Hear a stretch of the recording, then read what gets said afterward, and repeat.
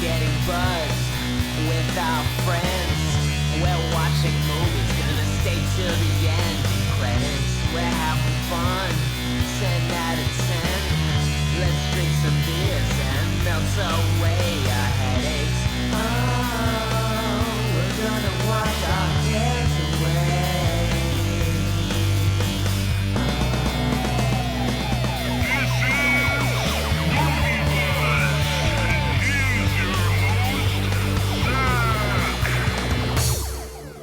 That's me who they are speaking of. I'm your host, Zach, and welcome to Movie Buzzed. Also, welcome our very special co-host guest guy, Joshua Cummins. Hello, sir. Hello. How are you today? I'm wonderful. Right. Awesome. Well, I didn't tell you about this before we start, but I picked out, I know you're not a big drinker, so Yeah. I picked out a variety of beers. Okay. They're sitting there in the fridge. They're on the bottom shelf. Okay. So I'm going to say some boring stuff. You go in there and go ahead and pick out whatever you'd like. And then you bring me a little something. So go ahead. Yep. Yeah, I cut you off. I got off your mic. You could just talking to blank air. We're going to see what kind of beer he picks and what he brings me. It's exciting. While he does that, I want to remind everyone this is imperative. It's very important. Go on to Facebook. You find Movie Buzz, and if you would, please just like us.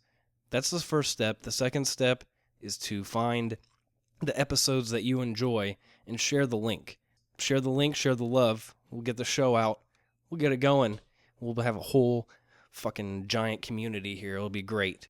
Speaking of community, we are a member of the Team Procreate community. You can check them out at teamprocreate.com. They allow for artists to collaborate, come together, share projects. They'll also help promote anything you got going on. That's basically what it is. It's a very cool thing. It's a very cool community. So check them out at teamprocreate.com. You'll find us there with other podcasts, Pod on Pod and the non-content podcast. They have music reviews, job postings, that's a weird way to put it. It's a weird inflection, job postings. But there's a bunch of stuff on there. So Classified. yeah, sure. Check them out at teamprocreate.com to find out more. Welcome back, Josh. What do we get here? Well, I chose the Rolling Rock. The rockingest of rolling, yeah. Extra pale. Extra pale ale. And you got the Tecate. I got the Tecate Cerveza de Mexico, I believe. So, great. Well, Josh has joined us today. Got a little itch. Josh has joined us today for a very special episode. What's the movie?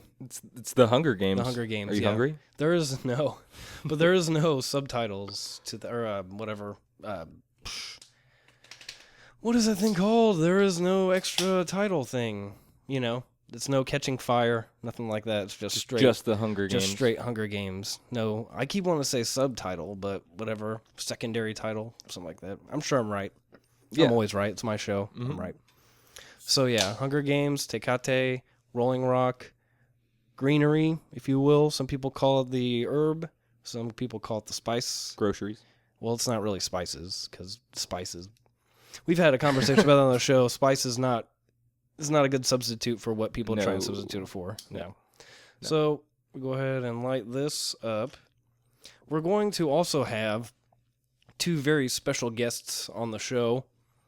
They won't be on tonight, but I'll be recording an interview with them later on in the week. I'll be splicing it on in here, and you wouldn't know the difference unless I said anything, so now you know.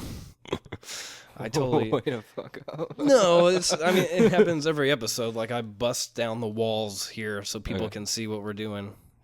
Whatever. It's nothing. It's just, it's me fucking up, basically. So what we're going to do is we're going to get the audience to get their copy or illegal whatever viewing of The Hunger Games, get it set up, and hit play movie 1, 2, 3, now. I did it right on time. It's cool. And if we decide to take a break or something, I always kind of watch the time to let people know where we're at. Subtitle this motherfucker too. It's a big problem I forget to do, and then all of a sudden we're lost. So you a big fan of the Hunger Games, Josh? Yeah, I like it. I like it a lot. Like it a lot? Yeah. All right. So enough. We have someone that likes it a lot. I'm a huge fan of Lenny Kravitz. You said you've seen this quite a few times. Yeah. So you'd say you're a fan then? Yeah, I wouldn't go as far to say I'm a fanboy. I'm a fan. but I'm a huge fan. No. I mean, yeah, it's good. Yeah, I like it. Have you read the books? I have not.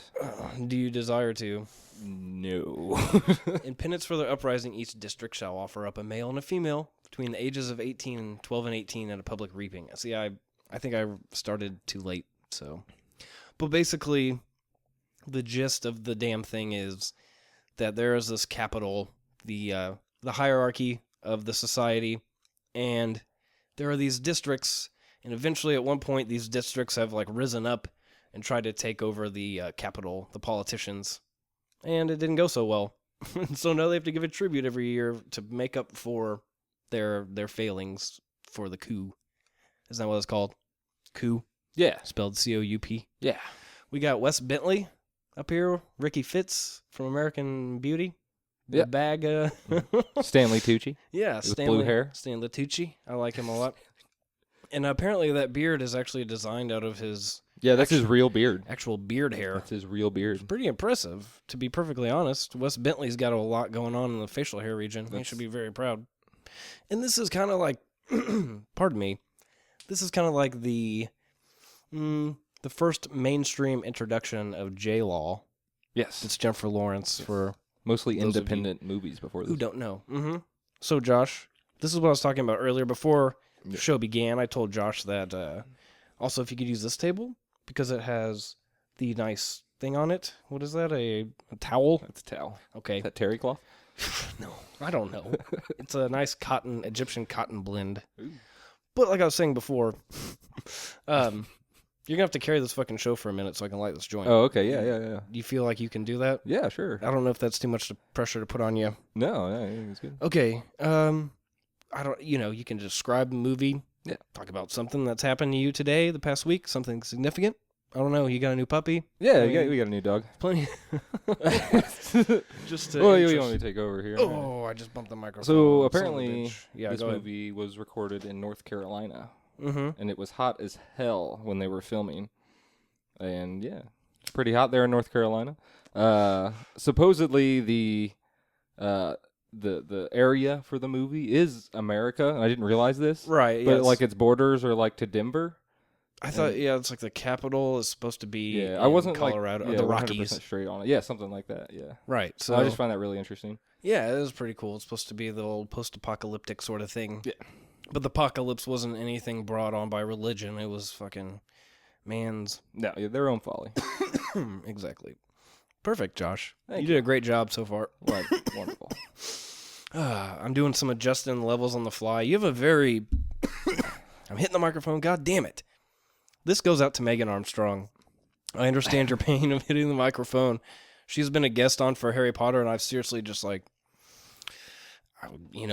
to call it tearing her a new asshole. Basically, I just call her out every time she hits the fucking mic stand. So I have to do it to myself.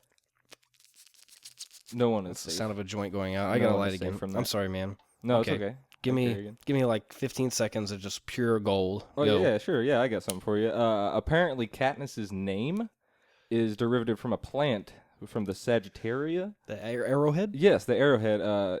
Something archer. We I did think the- in Latin. We did the same reading. Yeah, it Looks sounds like you just YouTube interesting facts Or, about Hunger Games. YouTube, IMDb. or That's where I go. interneted it. Or yeah, you just interneted it. Good job.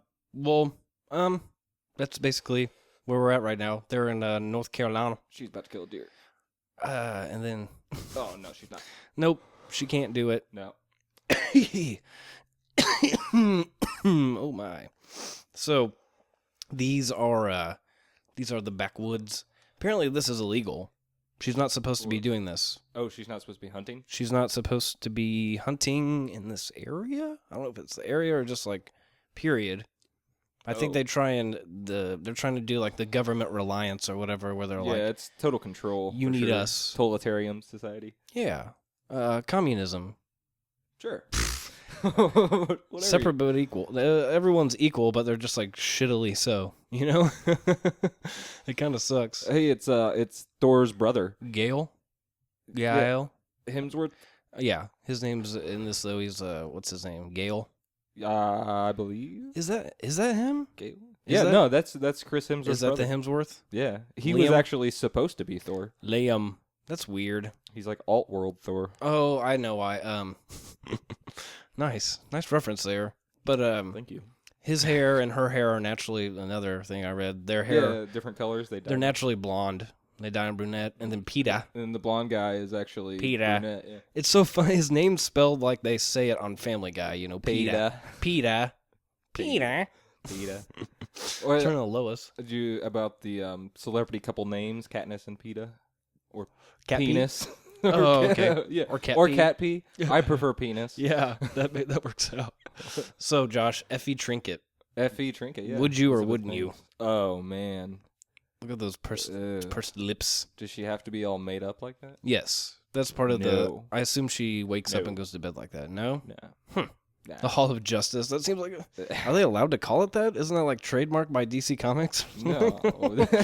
Hall of It'd be Justice. Justice League. That would be great. Thinking of, She goes in there and all of a sudden Aquaman. I don't know what I'm doing here. I'm Aquaman. Why am I on land? Aquaman's a badass. Do his powers translate to dry land? Well, his power of super strength, of course, translates to dry land. He Okay. actually can manipulate water. See, that's the thing. I'm not too aware of like his the His whole thing. This cornucopia. So the cornucopia of his powers. He's also the king of fucking Atlantis. Yes, isn't Atlantis lost? Yeah, under the sea. Yeah, Under the sea. under the sea. The only shitty thing about this, sir, is there's still 2 hours and 15 minutes left. Not that it's a bad thing necessarily. I'm done talking. Yeah, I know. I've already run out of notes. There's I probably got a few more. one I gotta mark off. I left my pen somewhere. It's probably somewhere. Oh, it's over there out of reach. I'm gonna mute you so if you hit it, it doesn't matter. Yep, just go ahead and grab it there.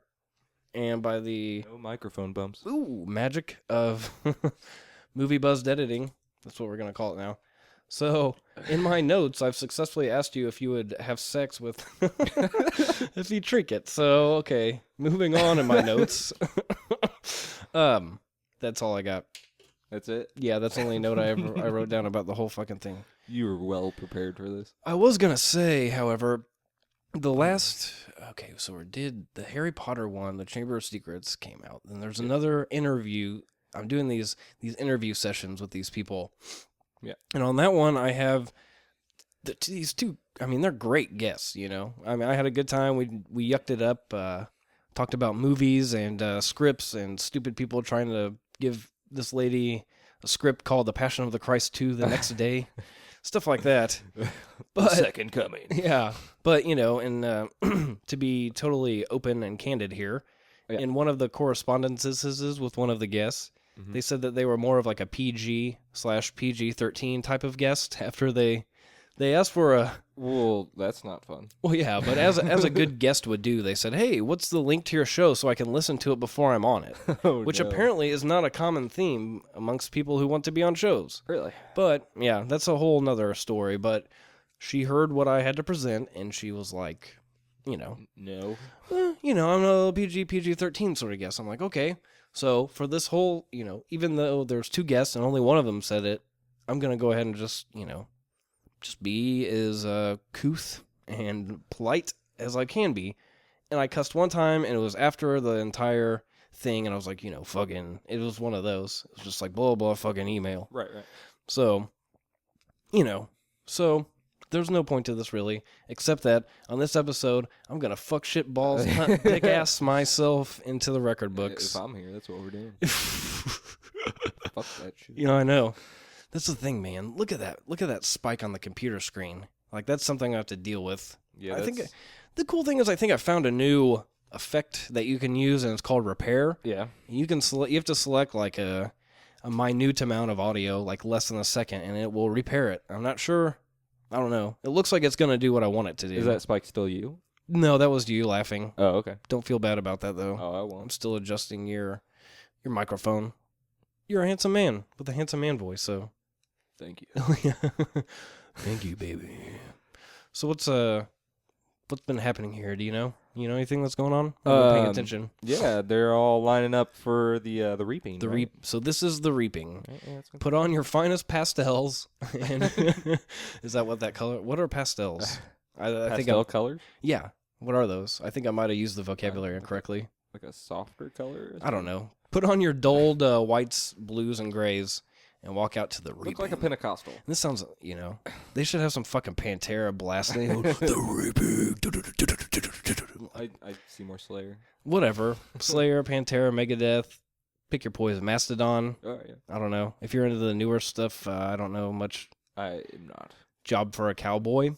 They're Children of Bodom. That's a band. They've all been around for somewhat of a time. I don't know, like a new metal band to get people into. I was never into hardcore, so to speak. Yeah, no. I was never a big fan of that either. Like when Slayer came through here with Manson, I definitely made it a point to go check them out. That's something you have to see. Yeah. Well, it's something called Mayhem Fest. Well, yeah. That's coming up next month, actually. And then I was like, I was looking at the bill, and I was like, okay, Slayer and Manson, that's worth it's like $20 to go or something. Yeah.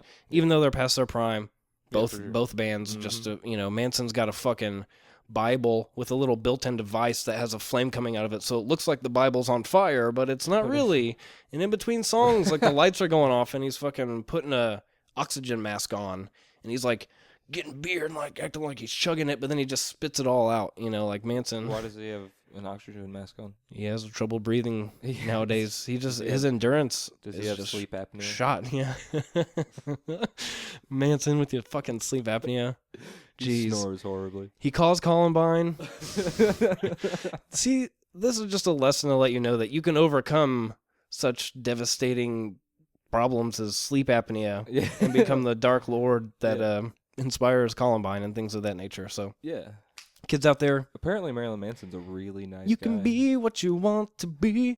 Seems like he's got a good head on his shoulders. He's straightforward, and he used that fucking persona to do what... Shock rock, dude. Exactly. Doing what, fucking... What Alice Cooper had done before. Well, yeah, but like even now Miley Cyrus and shit riding a big inflatable dick on stage and stuff, like... Yeah. It's all for the shock value. Don't be like, oh, I'm an independent woman, blah, blah. No. Right. You're fucking using your sexuality to sell records. Mm-hmm. Like, don't try and equate yourself to some bigger cause like feminism or something. Yeah. Thank you, Disney Channel. Thank you.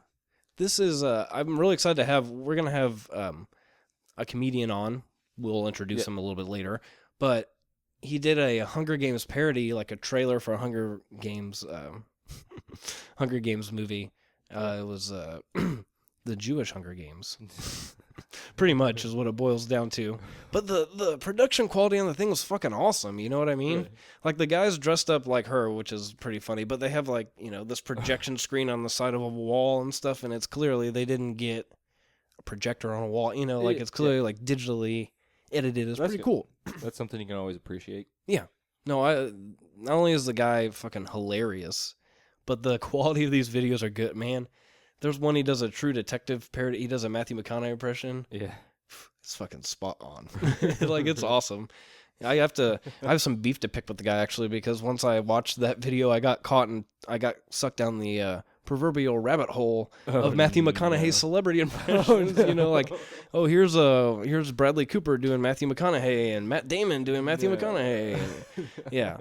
And apparently Chris Tucker from Rush Hour does a Robert De Niro impression, which I wasn't even aware of. I would love to see that. Yeah, it's more of in the facial expression. Oh, okay. Whatever you want. Like in breathing down the nose, doing that thing. Yeah. Whatevs. That was gross, by the way. I just like... I have that problem because we record, I don't record every fucking day. Right. So once I start recording, I have to recall the rules of the record. Indeed. And then I completely forget about, we're 19 minutes in? So about 19 minutes into the show, I usually forget not to or say, any of that stuff. So Effie Trinket is choosing a name out of the fishbowl, and it's Primrose Everdeen, Jennifer Lawrence's daughter, or sister, daughter. It could be her daughter, you don't know. Sister. Yeah, it's one of those things where you have a child, and you have to say you're her daughter, sort of thing, Yeah. Because it's looked down upon in society. Right.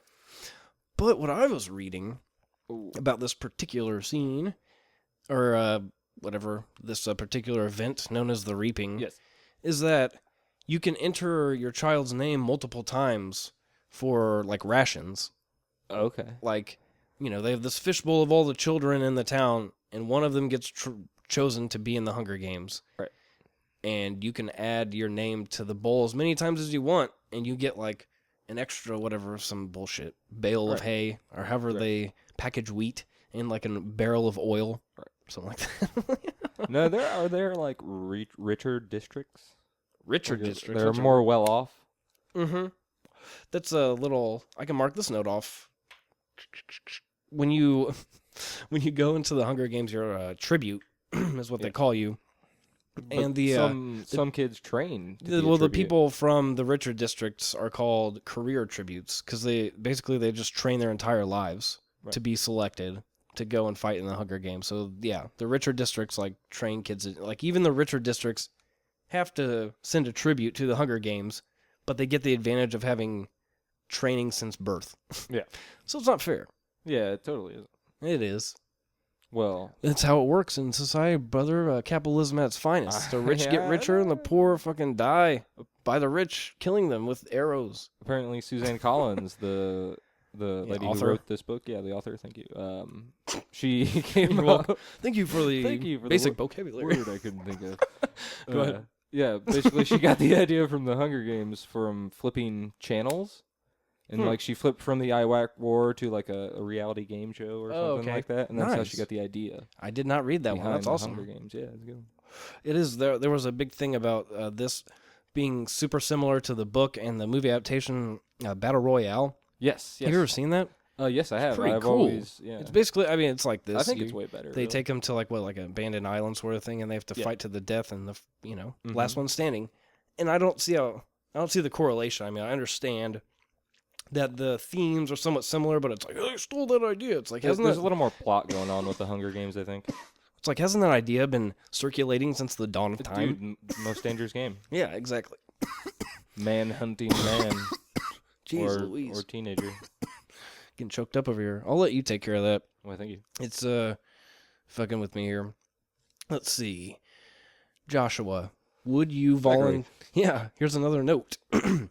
Would you volunteer for me and take my place? Would I volunteer for you? Would you like, I volunteer out of tribute or if whatever? You got pulled?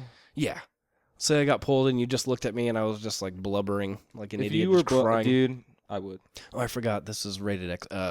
Fuck. Would you fuck shit piss ass dick me? No. That means that means volunteer to take my place. Oh well, I'll do that. Volunteer to take your place. Oh, okay. Sure. You wouldn't do it voluntarily though. I'd have to be like, Josh. You'd have to be like, dude, I can't do this. You mind stepping up for me, sir? And I'd be like, all right. Oh, I will, because I'm your friend. That's another. You suck. Yeah, you suck. Well, those are the notes that I've got written down. They're pretty good so far, Indeed. Right? Is that all of them? I'm asking for you to sacrifice me. Would you? I'm telling Screw you. Ellie? Effie? Her name's Effie. I think it kind of just goes along with the territory. So I think you have to have sex with her. That's part of the thing. Do you think her and Lenny Kravitz got it on? Like, okay, let's since we're doing hypothetical, this is all purely hypothetical here.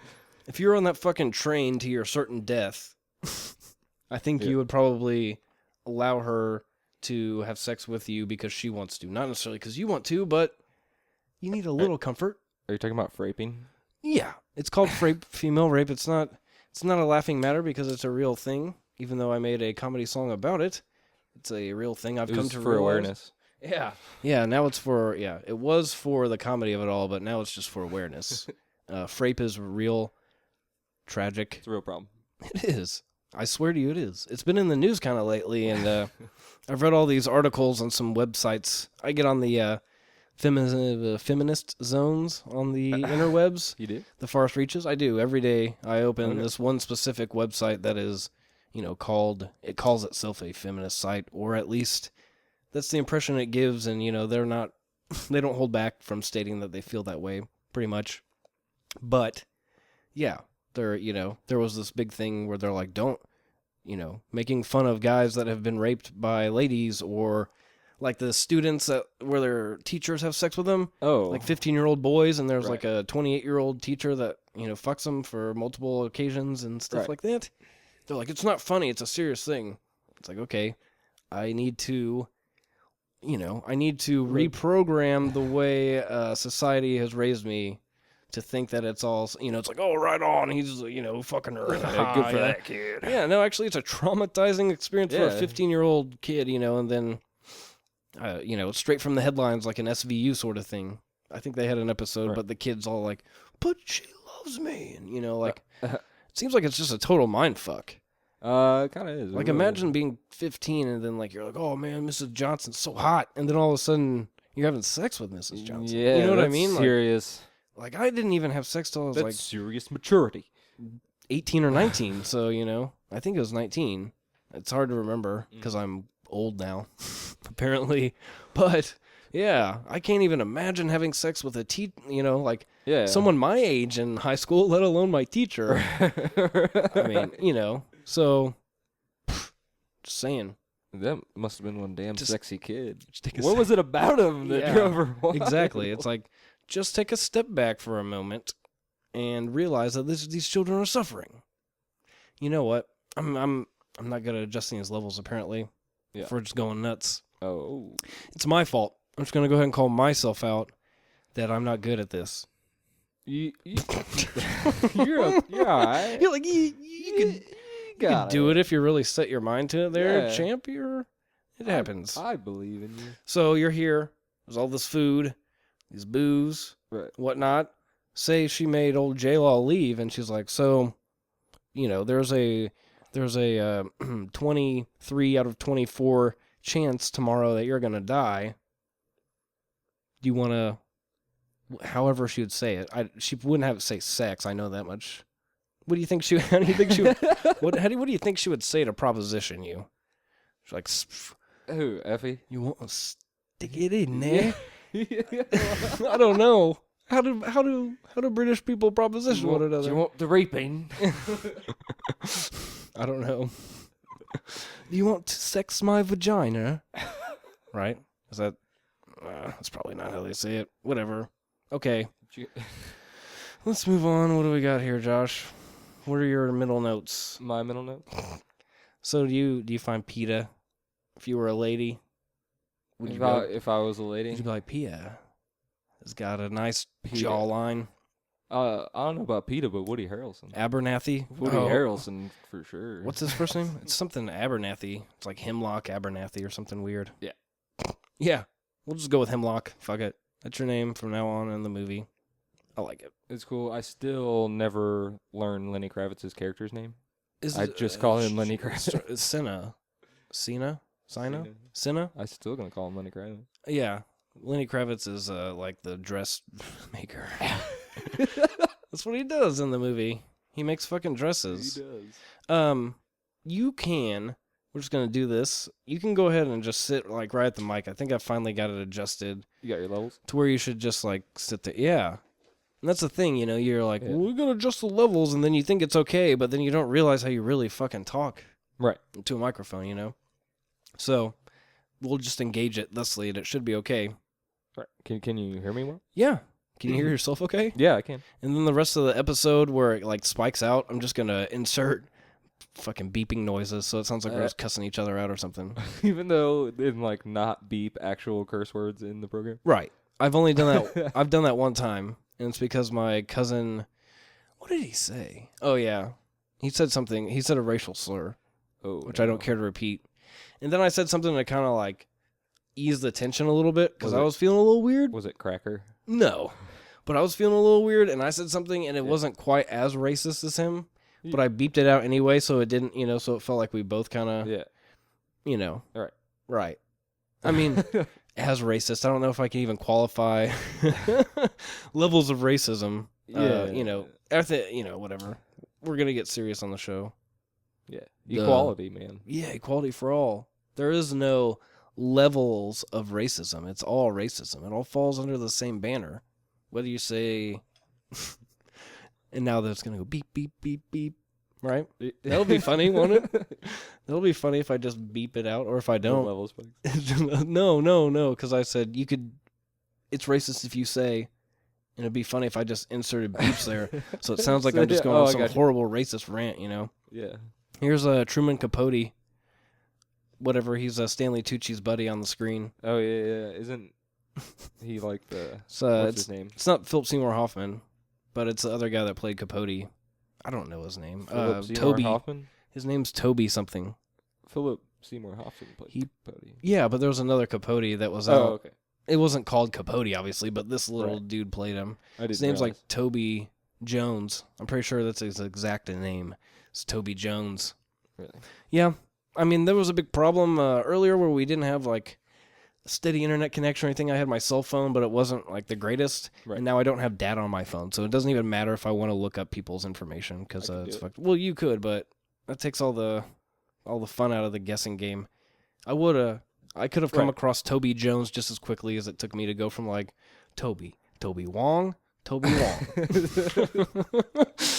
Little Reservoir Dogs reference there for people that are. That's probably one of my favorite comedic scenes in a Tarantino movie because way the guy, he's like, Toby, Harvey Keitel, like, Toby Wong. I got Toby coming out of my left ear. I got fucking Madonna's big dick coming out of my right. Something along those lines. I told you it's gonna be a verbal assault of cuss words, dick mouth. It's a term of endearment when I call you dick mouth, by the way. Dick mouth? Yeah, it's just me trying to. What you should do, there's this guy I work with, and he has this habit. I'm pretty sure he's aware of it. I don't know how he could not be. I've met people like this in my life. I don't know how they could not be aware when they like mirror what you say or like try and like say what you say, like match what you're saying, like like it's real weird. Nervous tick, yeah. You know? It's like I still don't get it. But yeah. I don't know what that has to do with anything, Josh. You have problems. Oh, what I'm saying is you should mirror my curse words so I don't feel like I'm insane. Oh. It might make me feel crazier. Oh, okay. I can't guarantee that I'll stay up on that. No, I don't want you to do that, dick cheese ball. Do you know what my girlfriend calls me? No. She calls me piss pot.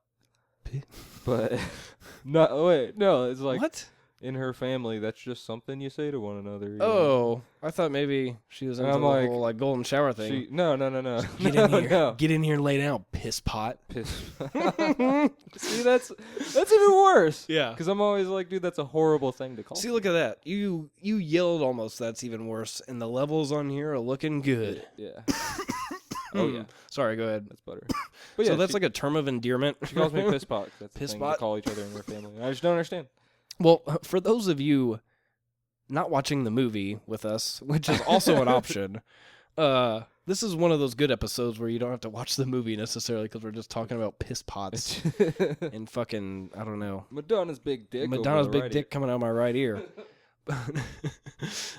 They have been Peta, and J-Law, what's her fucking Katniss? Yeah. Are on their way to the Hunger Games themselves. This is the capital.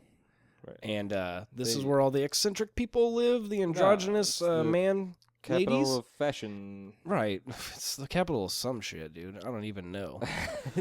But on the way there, they're chatting up their their mentor, what they call him? Woodrow Harrelson. Yes. Whose father was accused of like assassinating a senator. Right. Some crazy bullshit. Like that guy's lived a crazy life. Marijuana advocate sort of guy. You know. Yeah. He was Matthew McConaughey before Matthew McConaughey, is what it boils down to. And he's their mentor. He is one of the people that has survived one of the Hunger Games. So he's a badass, but B, he's a complete and total alcoholic. Right. Like he's constantly, there was this, it just adds to it. He's a vegan. Sure. Woody Harrelson's a vegan. Mm-hmm. And so on the set, whenever they're eating, he only eats like a fruit or like there's meat. He doesn't eat that. So he's either just eating fruit or he's just drinking a bunch of booze, So it just helps to go along with his character as a complete alcoholic. The whole movie drunk. But he knows exactly what he's doing, though. He has all the advice. And there's Cinna. Yes. Cinna. It is Lenny Kravitz. Leonard Kravitz, the first, without his dreadlocks. Are you gonna go his way? He got cast in this movie because they liked him in Precious. Never Precious. seen it. No. Never seen it. I know. I have not either. It involves a large black lady. Yes. And that's about all I know. Isn't she a teenager? Yes. I hear that in real life she is a very upbeat character. Like a real good person, and like real smart and so great. What? I don't know. Lenny Kravitz got all of his information about Jennifer Lawrence from his daughter Zoe because she was in X-Men First Class. Yeah. With old Mystique. That's what Jennifer Lawrence played. Mm-hmm. That's what else you got, man? Oh God, I just ran out of stuff to say. Oh no! 1, 2, 3, go. I'm sorry that you ran out of stuff to say. So it's fine. So the gist, the gism is that these characters are going to the Capitol for the first time, and they're getting all made up, and their mentors and fashion designers, Lenny Kravitz, is telling them how to be. And he's designed this dress. Jeez, my voice is going. He's designed Dress made of fire. Leonard Kravitz. Yes, has designed this dress of fire, and this is like a big thing in the movie, a big theme.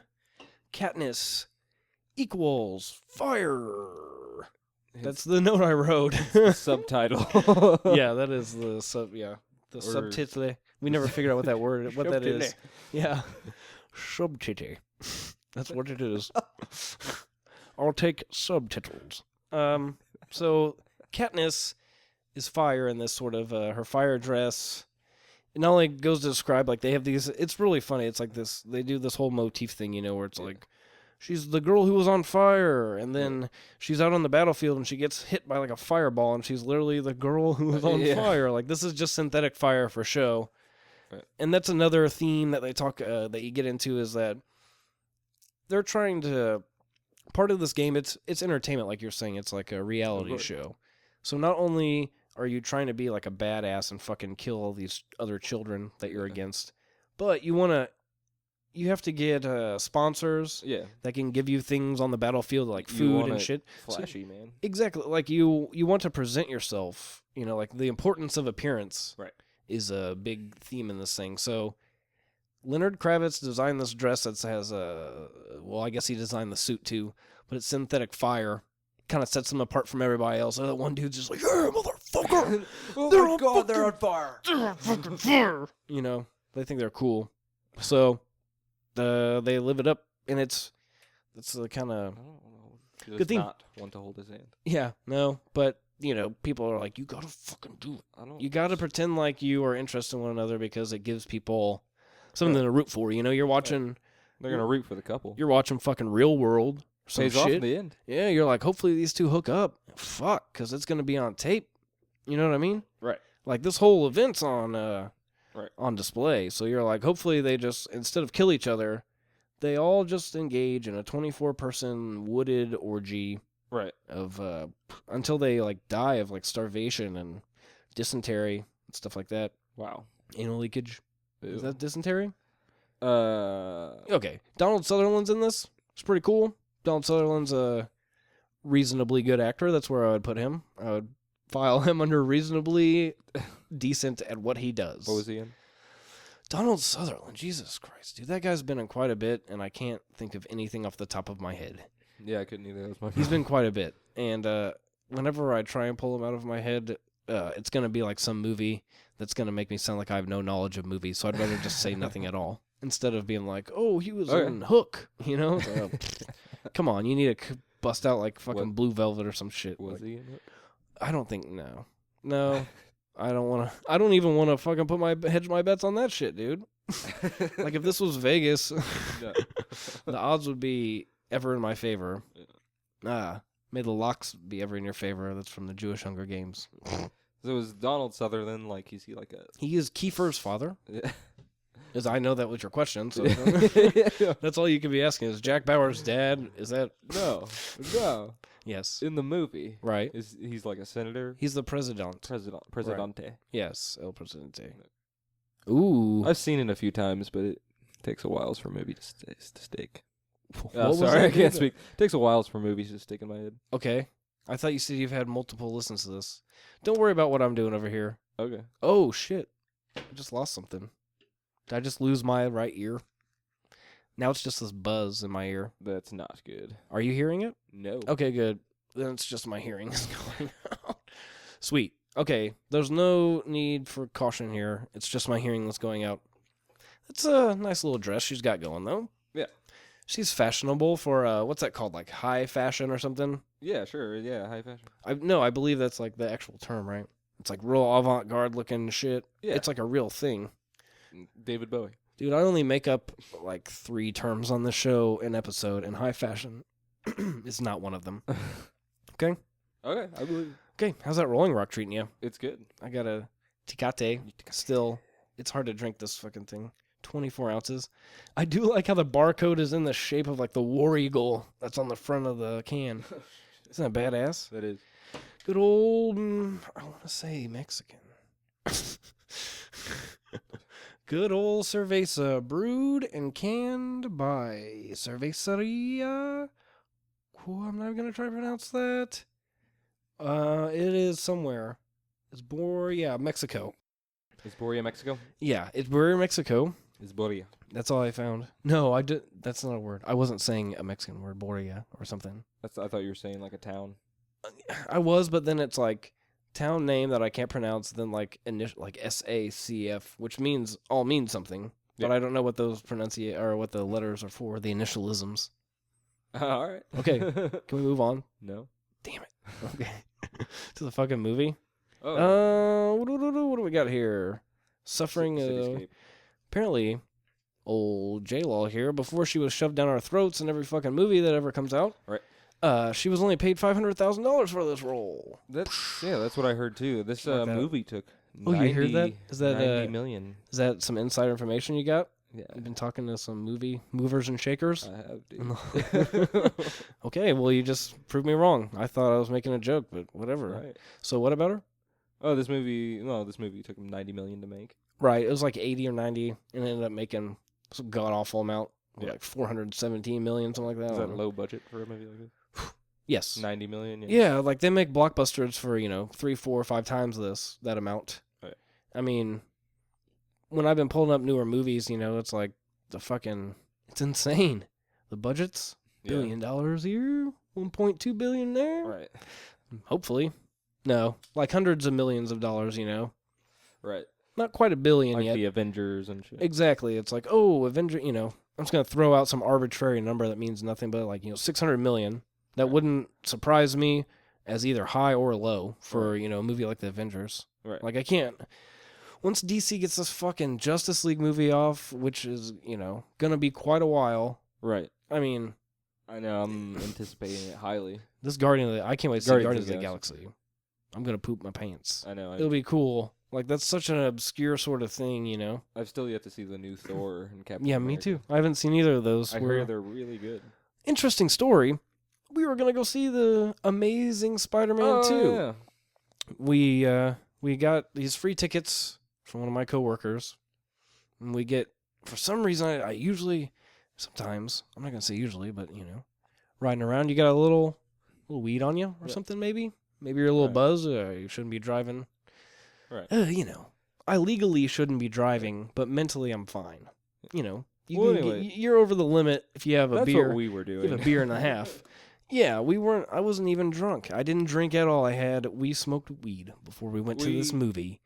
We smoked weed, and usually I would have taken a joint with me, is basically what I'm saying. But we weren't riding dirty. Right. No, This because we smoked particular before we scenario. went. For some strange fucking reason. I don't know. But then we're driving down the road, minding our own business. Was it raining, I believe? Or it was about to rain. And all of a sudden I see this cop behind me. I'm like, whatevs.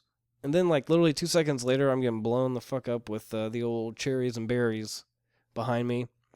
And he pulls me over in such a way where I'm in the left lane of like busy rush hour traffic. And I have to pull over like next to the median in the turn lane. Because I can't cut across traffic and, pull over on the right like a normal person could do. It's quite busy at this moment, too. Exactly. Like, it was awful. And fucking, he's like, were you speeding back there?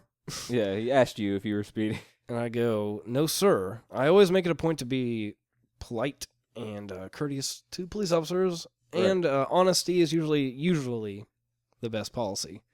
But I said, excuse me, officer, I was not speeding back there, no, sir. Right. And he goes, are you sure? And I was like, no, sir, I wasn't speeding. And he goes, well, how fast were you going? I was like, I was going like 43, 45. and it was a 40. So, Right. you know, technically I was speeding, but not the type of speeding he was talking about. He thought I was going like, he's like, he literally said, quote, "It looked like you were going kind of fast back there." Look What a fucking ass cunt mouth bitch shit dick balls tits fucker. dick balls fucking ass lick juggling whore. The guy. Then all of a Can I see sudden, your IDs? yeah. So I immediately, you know, can I see your IDs? Yeah. And I immediately reach in my shirt pocket and I go, "We're going to see the preview for Spider-Man, the pre-release." You Just know, a couple of nerds. yeah. Get Look to at their us, movie. like we're not, you know. And then he goes, "Are you drunk?" And I was like, "No, sir. It was 5:30 at night. You know, that's I'm On not a saying that's an Wednesday. excuse. I'm sure he's seen wasted people at 5:30 on a Wednesday, but that was not. I just got off work, met with my friend here. We smoked a bowl. We left. You know, Right. like so. No, I'm not drunk. I am high. I'm not gonna say that shit. I mean, that's if you're gonna lie to a cop, do a omission. You know, lie by omission and just don't say anything. Don't incriminate yourself. But he's like, okay, Zach Cox, and he looks at the ID and then he looks at the tickets. I have my name printed on them, and he goes, "Just slow down." So apparently I need to slow down 3 miles an hour to go to the speed limit. But by the time, hunting, man. yeah, He was dude, I hunting. look in my rearview mirror and there's not only him but 2 other cops that have blocked another lane of traffic, and they're walking out like, ridiculous. "Is everything okay? You know, Officer Poopy Pants?" And it was raining. It just started raining. I think that was part of the reason.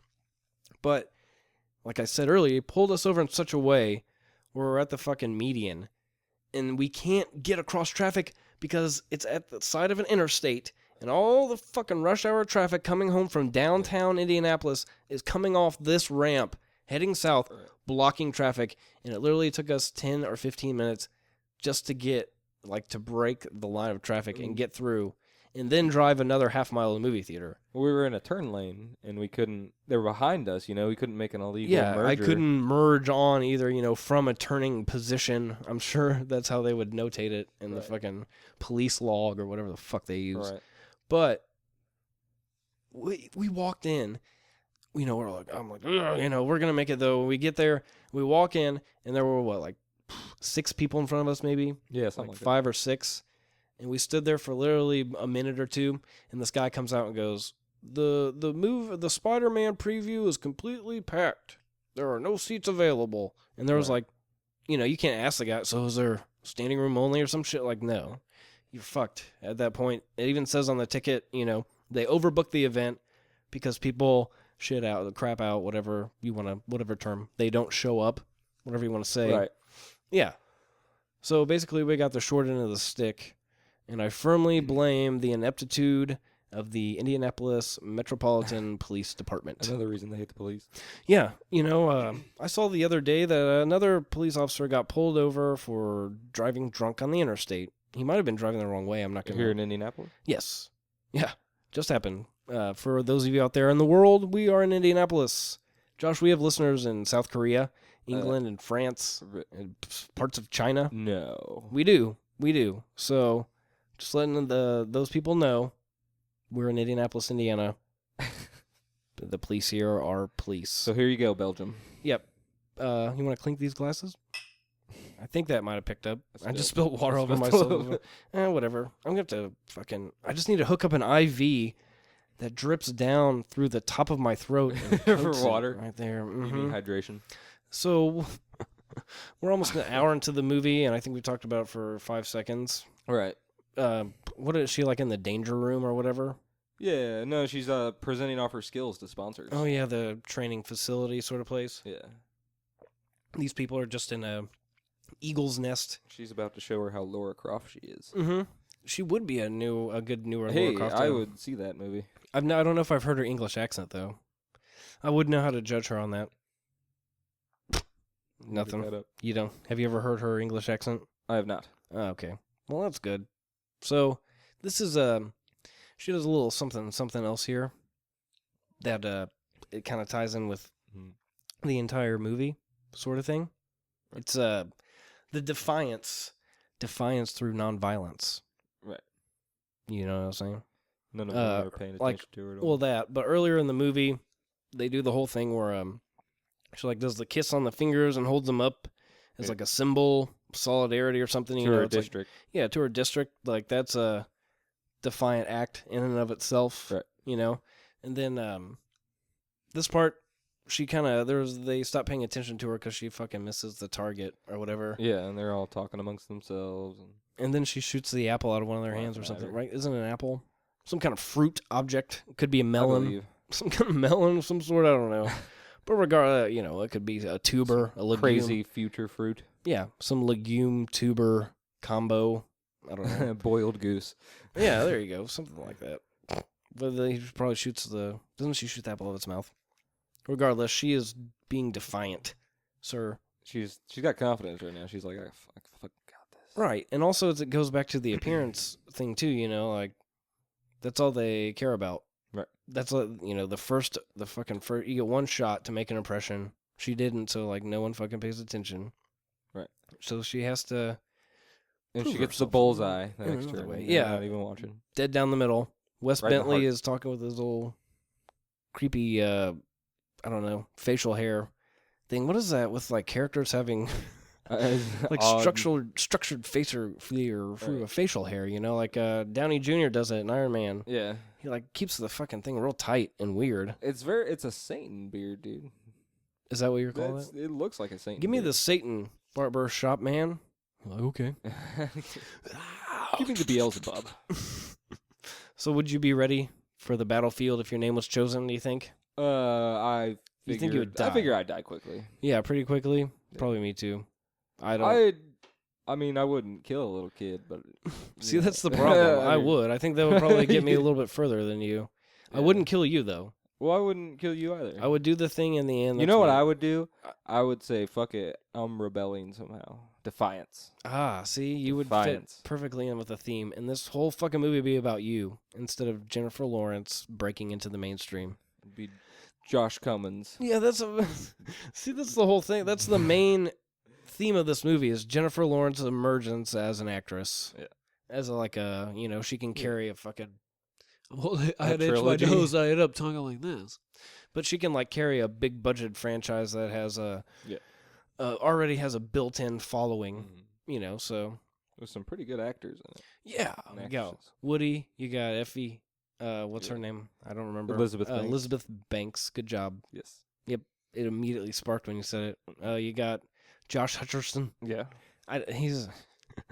Who the fuck's that kid been in except this, I'm sure something. I've never seen him in anything else. He was rambling in like Lemony Snicket or something. I just didn't know. Just didn't know he was, He was just there. Yeah, he was one of their friends or something. Yeah. Stanley Tucci's been in fucking everything, too. Dude, that guy's been in so many movies. He has. I could probably name more movies that he's been in than Donald Sutherland. Donald Sutherland was in the original, not Rosemary's Baby. What's the other one? The Exorcist. Oh, yeah. I think he was one of the priests. Really? Priests. You like how I pronunciate? I like over-pronunciate shit. Yeah. I used to do this for a living in high school. I didn't get paid for it. I was on the speech team. I did radio. Radio? Yeah. Basically, you would... they would give you a commercial to dry read. You'd read it 30 seconds, then you'd present it. Right. Then an editorial, like from a news thing. And then like you would have to take snippets from like this news that they would give you. They'd give everyone the same amount of news. And you would have to like create your own news broadcast for like a 2-minute report that shit sort of thing. Yeah. And then as I got later on, they added this really super hard one called On the Spot. And you'd go in the room and there would be this little newspaper clipping and it would be upside down or like a internet article or whatever. And then you have to flip it over and you get like 30 seconds to read it. And then you have to like be like, and then you have to be like, I'm reporting here live on the spot from the Chopper 8. Yeah. You wouldn't do the helicopter thing, but you're like, I'm here live on the spot, in downtown Williamsburg where there's been a mudslide, like massive deaths. Yeah, exactly. No. They would massive death. People over here dying. I'm stuck here, the mud sliding down the fucking thing. Have you ever heard of that disorder that like newscasters get when they foot in mouth? Well, yeah, it's essentially that, and sometimes something clicks in their head. And they just start like mumbling or rambling or like saying like crazy words and like mixing words, and they don't even know that they're doing it. That sounds Look insane. it up on the internet, dude. You need to get better internet skills, sir. Me. That's you talking to me. Yeah. You're telling me I need better internet skills. I said that. Yeah, I'm just... drawing it out of you, channeling that kind of voice. Get out of my head. Get out of my head and into my car. Get out of my dreams. I'm just changing words to fucking famous pop songs of all time. Fuck it. Why wouldn't you? Why wouldn't I? I don't know. Bam, dude. Making good goddamn time. What do you think about that? I think that's good. Yeah. Yeah. Let's get into the meat of the thing. See, we haven't been paying attention, so all I'm seeing on the screen is Wes Bentley saying right to Donald Sutherland. What's Bentley's character's name? Crane? I think that's his name. Crane. With the beard. Beard Crane. I think you're right. I know I'm right. I don't. Those chairs look super comfy. They look like they could massage you in all sorts of ways. What's he eating? Fucking looks like it's made of paper. veggies. Woody Harrelson's eating veggies. Yeah. Drinking booze because he doesn't eat meat, but he sure like the bone. Doom, doo doo, boo doo doo doo doo doo. Rough. I don't know. Her makeup sometimes works and sometimes it's just awful. Jennifer Lawrence? Ellie Trinket. Effie Effie Trinket. Her sister Ellie as well. Yeah. That looks pretty bad. I don't know. What? There's Effie and Ellie. Effie and Ellie, I assume. And see, this is the thing about the first movies in these series is that they you have to like get all this, like you have to cram all this fucking story in. Right. You know what I mean? Because they want to, by the second, third movie and shit, I'm sure they want to get like, oh yeah, there's big picture shit going on. yeah, exactly. Just like in any series. Like I'm doing the whole fucking Harry Potter series with Megan. Yeah. And that's fun. How many are those? 8. There are 8 of them. Yep. 8 Harry Potter. We got through the longest movie though, so we're on the fast track to excitement. We got one of the What are you up to? We got one of the Death Eaters on the show. Really? So it'll be cool, yeah. That's pretty cool. Good old Rod Hunt. Right now we will be on the Prisoner of Azkaban. I make the titles different. That's what I like to do. I don't Prisoner of Azkaban boy. Yeah, like okay, there you go. Exactly, Azkaban boy. Like I don't want to. This won't be the Hunger Games, you know. It'll be something stupid. It'll be like the starvation events or something. You know, just little tweaks. I think what I do. The drinking runs. Like the last one was Harry Potter or Harry Pot. Maybe I did Potter. The first one I did Pothead because it was the 420 episode. Oh, okay. But I did Harry Potter and the Room of I forget. It was Weed? like no, yeah. Well, that's no. The Chamber of Secrets. It was like the Room of like Confidentialities or something. And then the first one was Harry Pothead and the Sorcerer's Stone, obviously. Right. Special 420 edition. You'd have to. With great special guests. One of the guests that was on the show is now on Twitter. And I plan on following her, Sarah Wilkinson. Sarah Wilkinson, huh? Yes. Her daughter, she treats her daughter's seizures with medical cannabis. Really? Oil. Yeah. Really? Yeah. See, that's the common misconception, too. I'm not saying that you had it, but people, you know, especially old people, immediately are like, oh, they're smoking weed. You know, and it's like, no, she's giving her proper amounts of oil along with another. To balance her boy out. And it's like another anti-seizure medication. But yeah, right. It's kind of ridiculous, the stigma behind marijuana these days. So that's why we're trying to break that here on Movie Buzzed. You can enjoy yourself. We're not killing anybody. We're not doing anything bad. I might be saying dick, cunt, fart, mouth, but who cares? I think I don't. Mouth is a big noun for me, apparently, when I'm cussing. Mouth? Just want to call people a dick mouth or a bitch mouth or a ass mouth or something. I like cock goblin. Yeah. Oh. See, that's calling someone cock goblin. It's a double entendre there because they could be like a little goblin who likes cocks, or they could be goblin cocks. Or it could be like a chicken goblin. Oh, what? Oh yeah. Triple entendre. That's all over cocks. Is that a gobble? Gobble, gobble, gobble. Gobble, gobble. Come. That's my chicken impression. Did you just say come? I didn't say come. It was like, I don't know. It sounded I like might you have said come.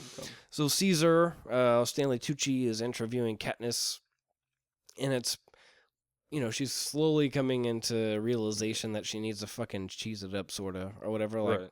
You know, give them what they want. Like, you have to present yourself to other people. It's the only way she's gonna win. You have to have multiple personas. Right.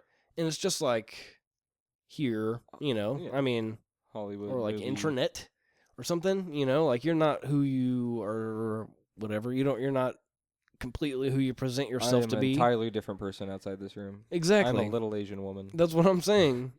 There's probably 10 people on the internet that think you are and send you gifts every month, and that's how you live and don't work. It's true.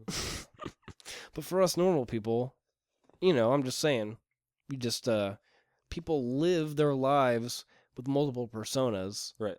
It's kind of weird how it's all like an amalgamation of one person, but I gotta be my work self. Exactly. Like, I think I said fuck today at work for the first time, and I've been at this same job, just different branch, for like 2 weeks. And if you listen to this show for like a minute, you understand. Yeah. I like to curse a little bit, I mean, unless I like I'm a intentionally. dirty old man. Yeah, like I intentionally went out of my way not to curse for like an hour and 45 minutes to interview 2 guests.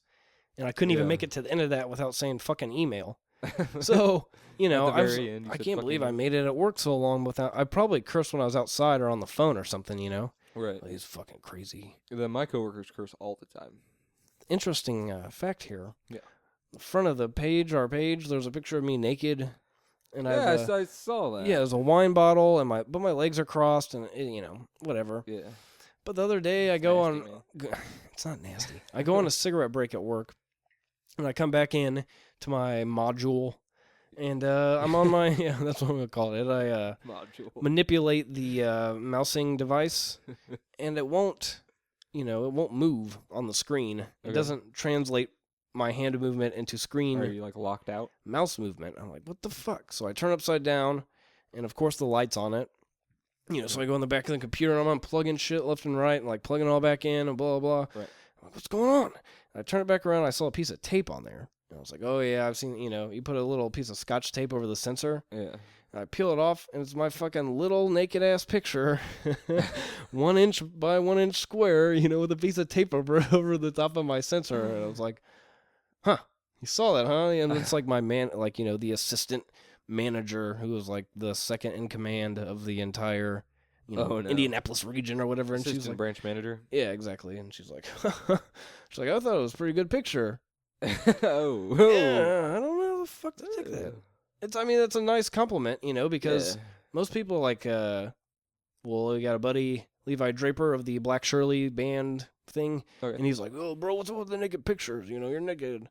I found it disgusting. Well, yeah, there's 2. And then on the last episode, I read an email from a listener that complained about they had just joined me on Facebook, and they thought maybe I should use a different picture because it looks like some kind of college fraternity prank.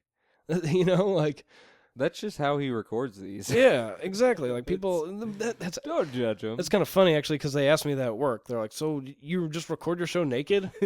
And then I was like, "The closest I've been to naked on the show is peeing in a 2-liter bottle for the Oscars. I didn't want to get up, so I had to pee into an empty. Balls it. Well, no, it's the Oscars, for God's sake. And, like, the mics were live, and it kind of didn't make sense because it wasn't like a live show or whatever. Yeah. But people, if they recorded the Oscars, could go back and watch the Oscars with me for 5 hours after they've already seen it, so it'd be a great time. It was Oscars such a great Zach Cox. Such a great premise for a show, right? Yeah.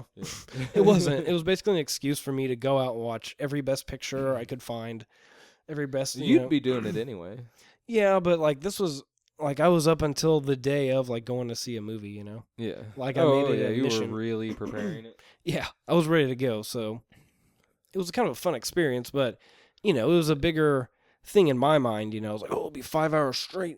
Right. Pissing in this bottle. I'll be on the air, have all these call-in guests and all that, Right. You just build it up. This is my own fantasy. We're getting better numbers. I like it. I mean, it's going somewhere. So that's good. Of course, why the fuck would I do this if I didn't think what are the numbers now? What would we'll pass that. No, what the fuck do you think I would be doing if or why would I be on here if I didn't have somewhat of a confident nature about myself? Yeah. Not even about my abilities necessarily, but shit, It's like you hold yourself with confidence. I don't even know how to justify this goddamn thing. Yeah, people want to listen to me just talk on for a while, with my friends and stuff. Yeah. But Dude, then I'm impressed. It's come far. Yeah, I started incorporating guests and stuff. And we're starting to get bigger people, which is cool. Talked to the kid from the Cat in the Hat. He might be on. What? Yeah, Spencer Breslin. It's Abigail Breslin's brother. From the Cat in the Hat? He was in the Cat in the Hat. He was in The Kid with Bruce Willis. He was in the Santa Claus.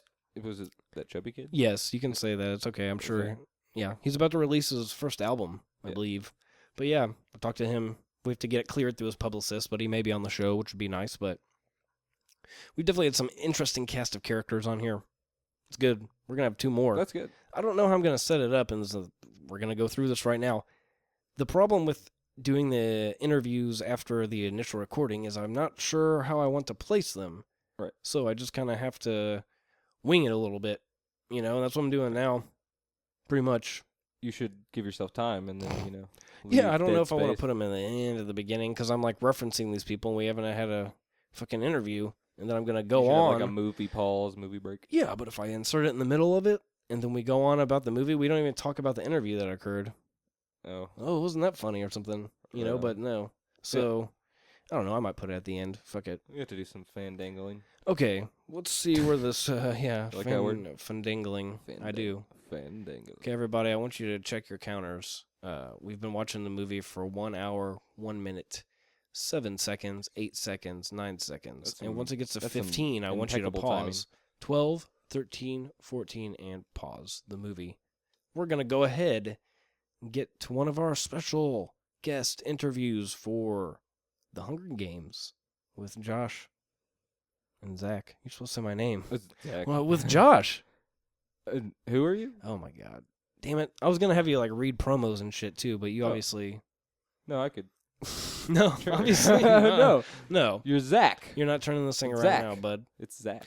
Okay, take it away, interview. Well, thank you, gentlemen.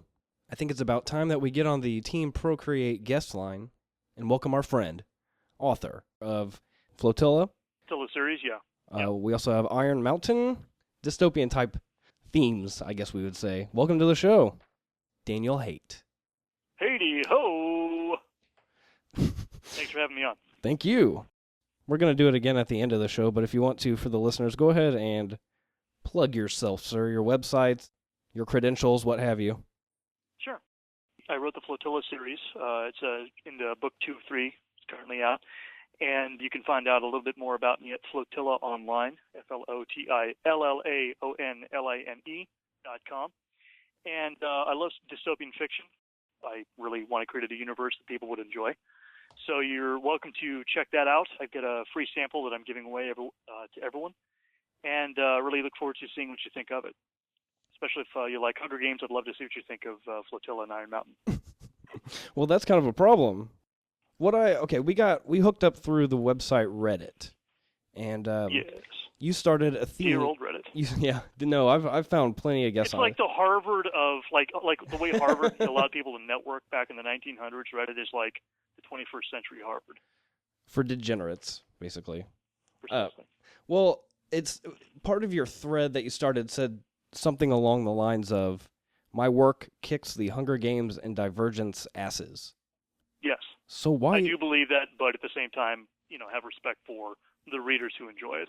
Right, and I mean, it opens up new doors for writers such as yourself, I assume. One would hope. One would hope. So, from your website, there was a link.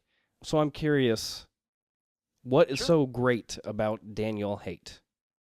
I used to be a DJ, and then I went into IT. I've been writing since I was 12 years old, and I really like writing. I'm just a complete hardcore geek, and as you can find out when we start talking about Hunger Games, if I'm not connecting with the book, I'm really passionate about writing. They're real stories for real people, and so that's why I write what I write. So I want to connect with the story, and I want to write stories that connect with other people. And so for those who are also passionate about stories and about science fiction, I think we have a lot to talk about. Awesome. So you are great. You're great. I try. Yeah, you're succeeding. You are succeeding as far as I can tell. We've only had minimal... Oh, thank you. Tell me more nice things about me. No, that's what I like to do. You get your guests all comfortable, and then you drop some kind of bomb on them, so get ready for that. And then you hit them from the left. Exactly. How long have you been beating your wife? It's hard to... Let's step into the squared circle. Ooh. I'm your host, Zach from Reddit. I wish. Yeah, no, I need to get that voice going. Ladies and gentlemen, I don't know how much. You just have to have like a total, utter lack of self-respect. Right. And you just throw yourself into it. Yeah, you have to. It's like, from an audio perspective, it's like throwing yourself down the stairs every single time. I look like an idiot and I don't care. Right, you have to be completely self-aware, but also not be ashamed of that awareness, because you're going to be Exactly. Yeah, I make myself look like an ass. Drinking helps. Pretty much, yeah. That's actually kind of the theme of the show. Movie buzzed. I mean, it's what we do here. It goes without. It's in the title, so it's what we do. Yeah, of course. So if you would, tell us about your novel Flotilla and its sequel, Iron Mountain. So Iron Mountain, like I said, it's a dystopian fiction series. I think if you liked Hunger Games, you're really going to enjoy what I've written, and I'm looking forward to seeing what people think of it. The point of it is that it's really about this kid who's watching the world come to an end from the back of his dad's fishing boat somewhere off the coast of Los Angeles. And as the story progresses, what you find is that he's escaping the meltdown of the entire world that's happening on shore. At the same time, he's facing the fact that his dad's a screw-up. He's made a ton of mistakes. He's pissed off some near-future Walter White types who are now after him for the money that he's taken from them. And so the world is ending. Drug pirates are after him. The cops are after him. And he's also trying to find his family in the middle of all this. So he's got quite a few different problems between him and happiness. It's all completely real, extensively researched. It's hard science fiction. Oh, wow, okay. So all the technology that we talk about in the book and things like that are 150% real. And, yeah, I'm really proud of the way that people are connecting with it. Really enjoying it, and that makes me feel good. That's very cool. Cool. That's a great adjective for, coming from somebody to a writer. It's very cool. But... Oh, it's very cool. No, I love it, man.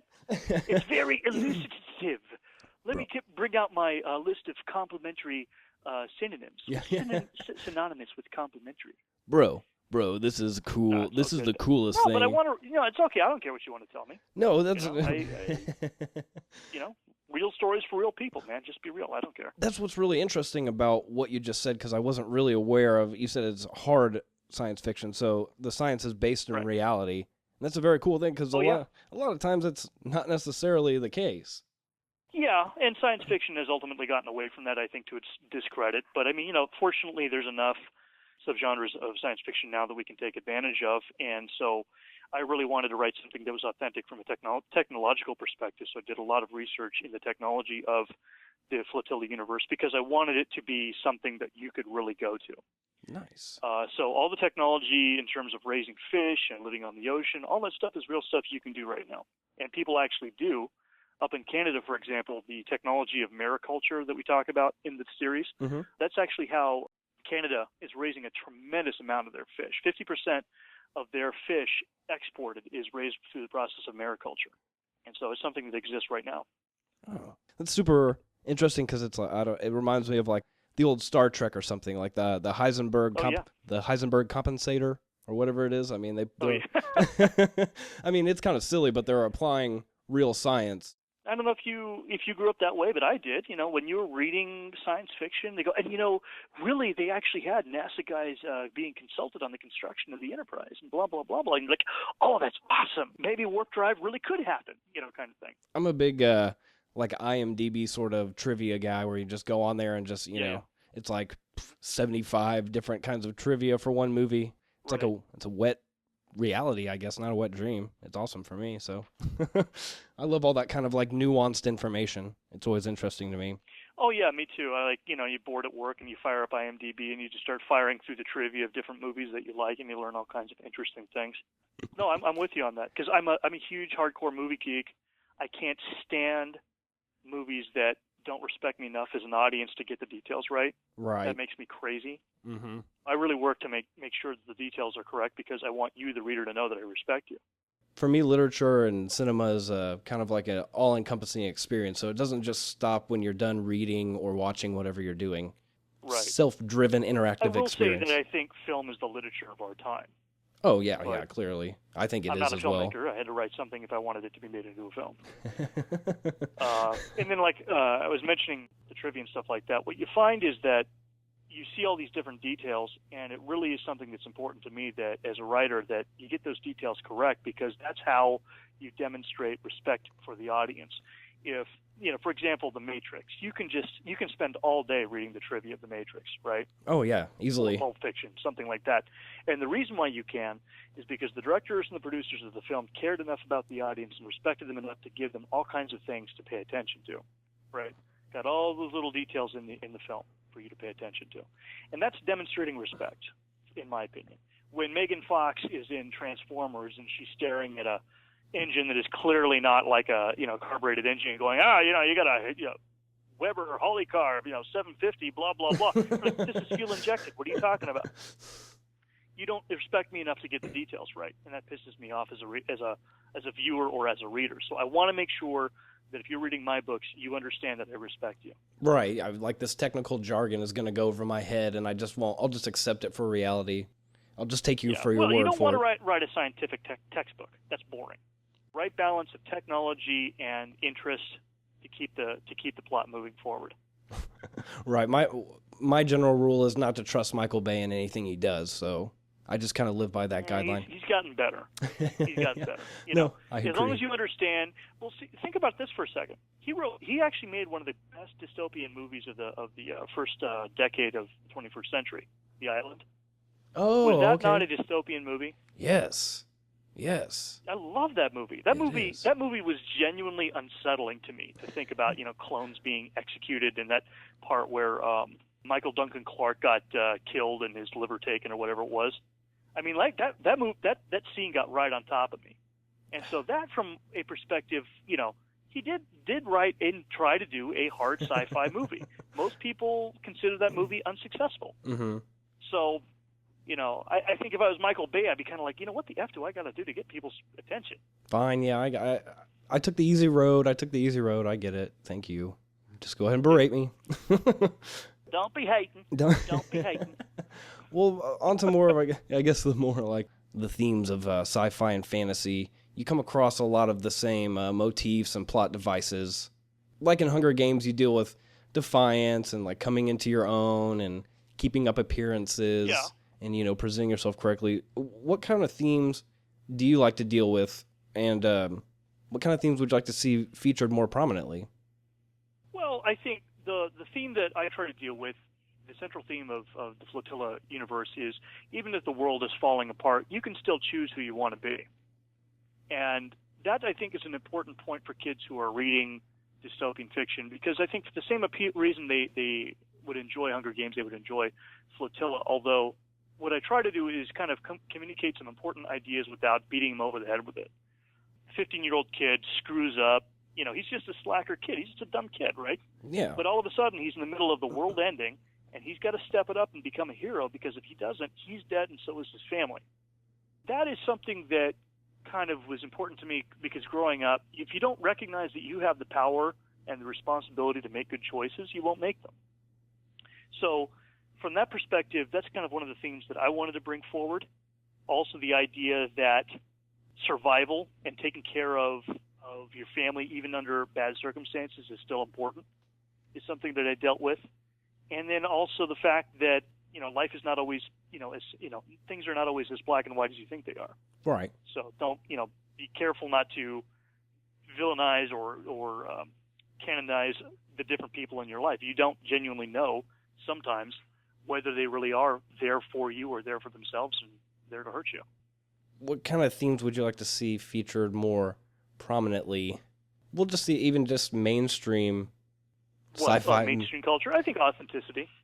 Nice. I think one of the underlying things people are searching for, hungering for, hunger, is authenticity.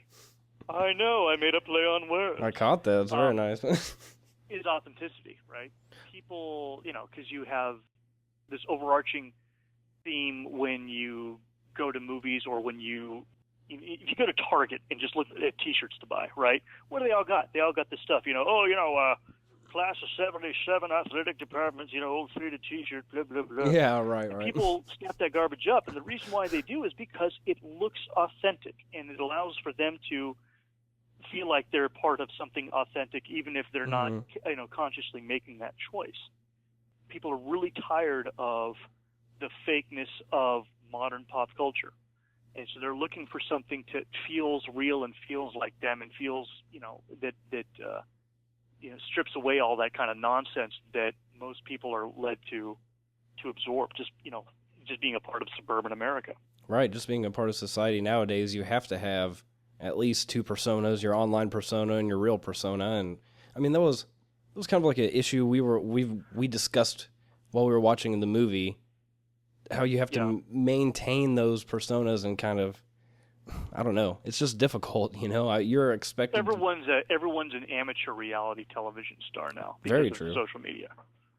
You have to think about what you say and how you say it, when you say it, who you say it to, because that kind of stuff can get out all over the place. And you need to. I sound like my Aunt Mabel or something. No, yeah.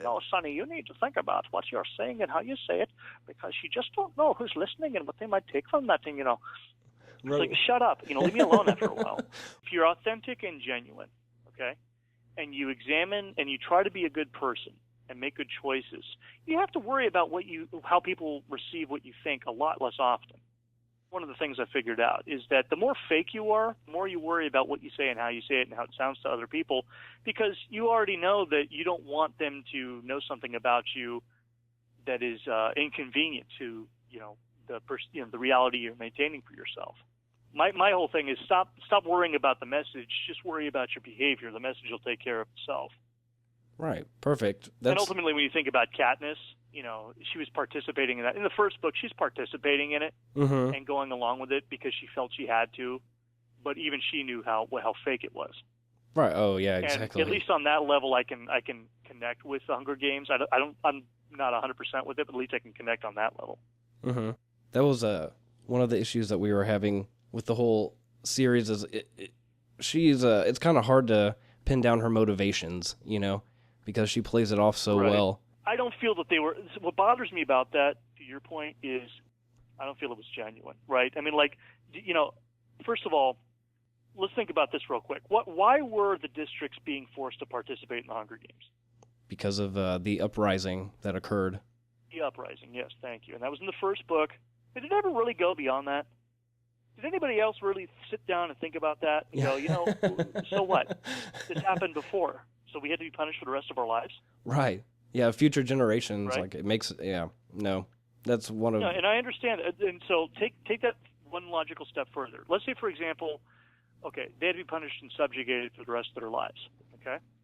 Because of this thing, and they have to contribute their kids in the Hunger Games. Okay, cool. All right, let's just take that for granted for a moment. Now, can you think of a historical example where that remained true, where that type of situation was actually given to the people, was put on a people, and how did they respond to that? Can you think of a real world example of that? Right. I would probably say the Egyptians.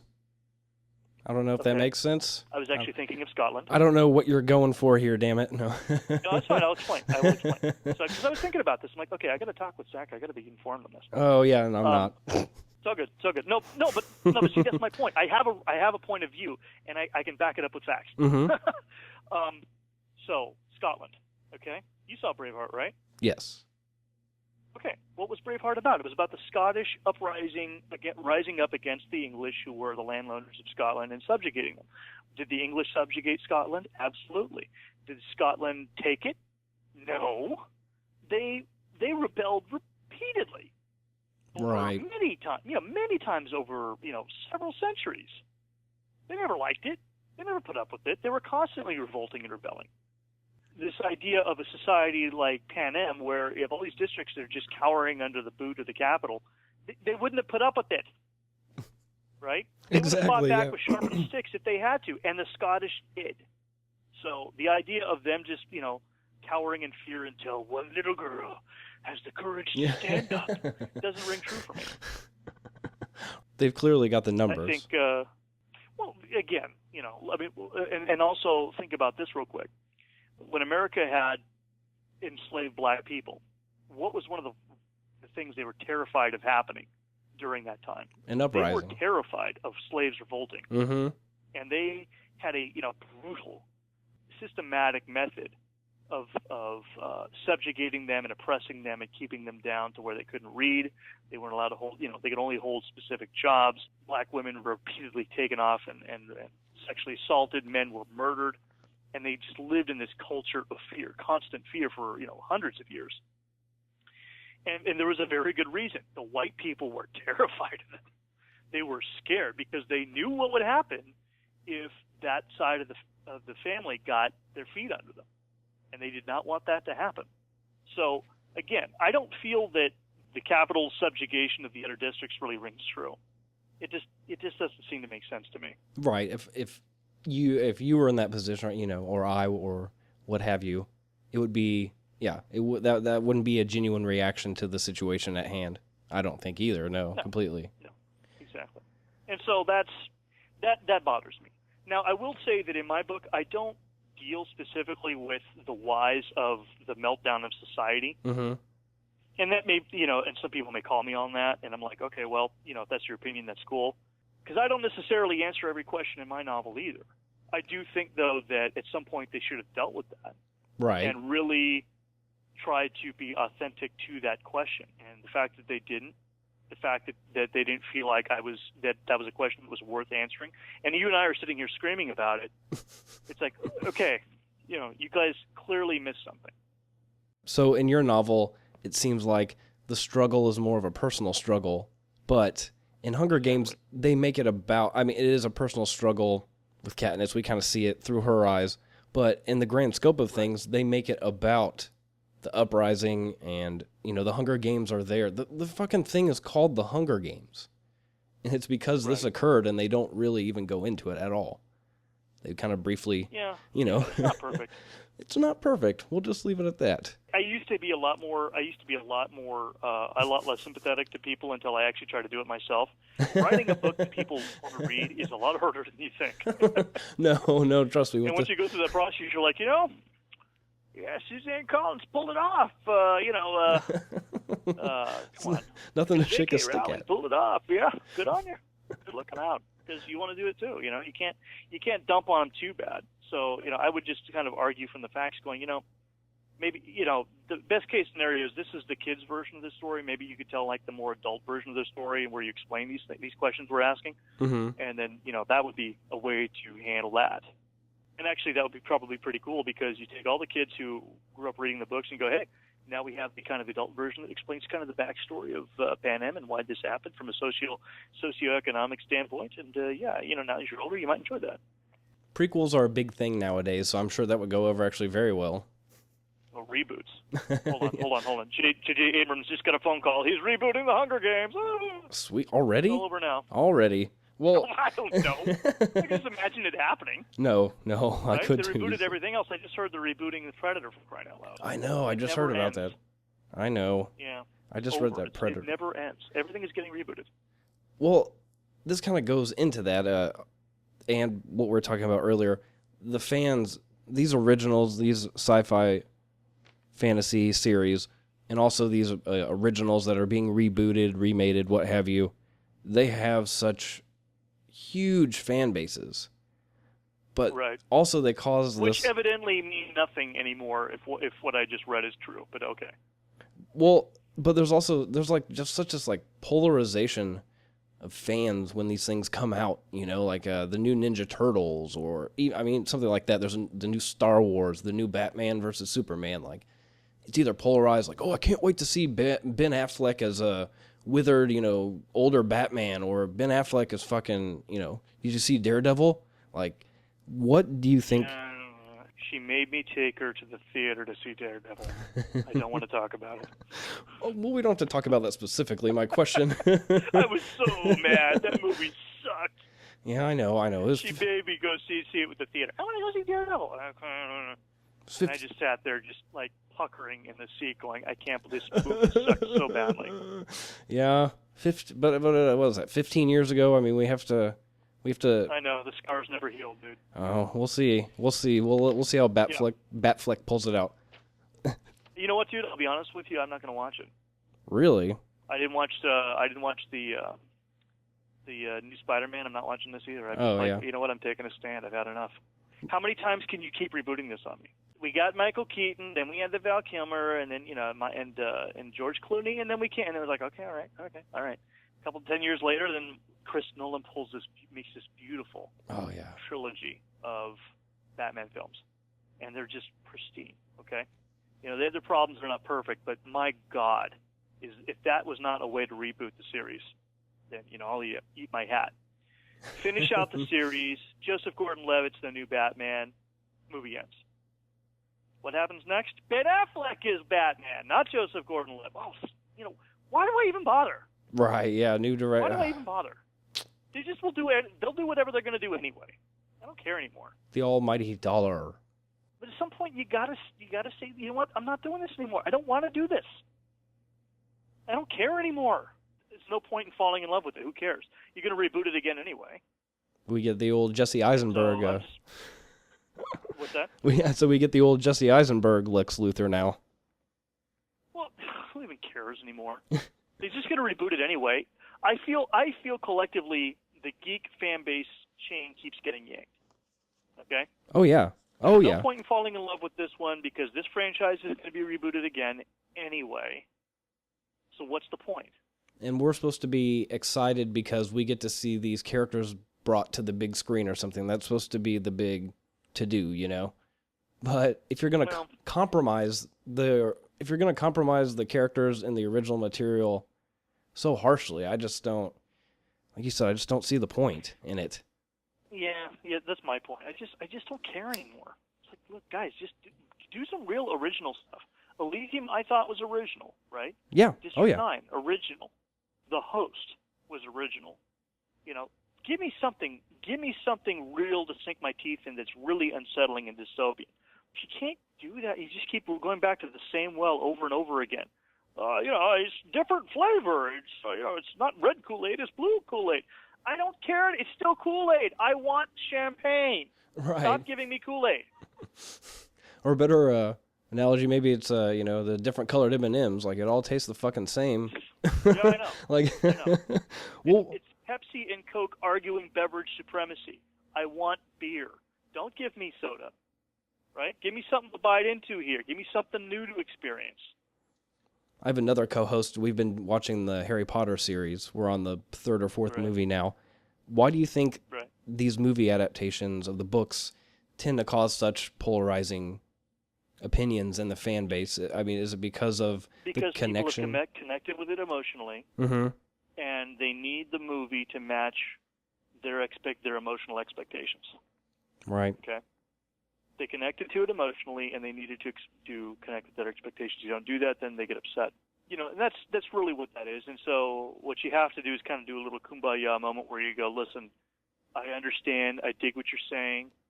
It may not be exactly what you were expecting, but I had to tell a story that everyone could connect to, and at least do that. Let people know I feel. I'm with you. I feel your pain. I understand that this wasn't exactly what you're doing or looking for, but at least do that. And then after that point, they still want to complain. It's like, all right, well, now I got to go. Well, hell, Harry Potter got 8 movies, and apparently they didn't do it justice. So I mean, what more do you want? I do not know. And you want to hear something silly? Or I should say something crazy. I've never read a Harry Potter book. I've never seen a Harry Potter film. I've never read the books. I never got into it. And this is my second watch through. I watched them first maybe 2 or 3 months ago, and I decided to do a watch through with my friend. She's a, expert all things Potter, so it's fun to watch the movies with her and just grill the hell out of her. Oh, awesome. Well, sir, before you go, I have one more question. I'm interested in hearing about Too Weird for Words. How does this... Oh, short story collection. Yes. How does this collection I've been writing of... short stories for years. Mm-hmm. Well, yeah, it has questions on your site. What if you accidentally started the next Holocaust? And what if your IT guy was a hitman? How does this collection of stories answer those questions? Go ahead and just explain it if you would, please. Oh, let's see. So what if you accidentally started the next Holocaust? What I did was I was thinking one day, a lot of my stories are based on, fears and just, nightmares, things like that. Mm-hmm. And so I had like this nightmare of guys using like farm equipment and modern equipment for the next Holocaust. And that really disturbed me. But then I thought to myself, what if you were an American company selling equipment, selling, industrial equipment, and all of a sudden you land this huge contract in another country, you don't know anything about it, and it seems okay according to the State Department. It's, oh my God, the company's growing up. This is so cool, awesome. And then you find out that what they're doing is they're actually using the equipment to outsource genocide. And you find out that, Jesus. No fault of your own, you didn't know, but now you're in the middle of it, and it's your fault that they're now using your equipment for the Holocaust.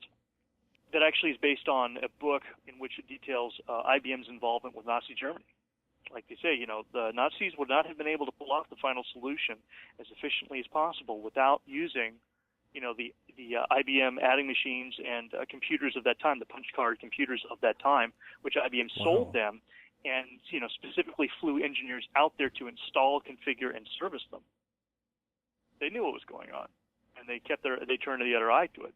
So I wanted to bring that forward to a 21st century context and say, well, what if that happened again? Oh, man. So that was one. Another one was I was thinking more of, I was reading a lot of William Gibson, and I was thinking about, what if you actually had the job of being like an IT guy for a company that did like hostile takeovers, so you actually had hitmen bringing guys out with information under fire and stuff like that. And so I used, some of my own experiences as an IT guy and just said, well, what if you were doing that for crime? So that was that story too. So there's a variety of different short stories in there.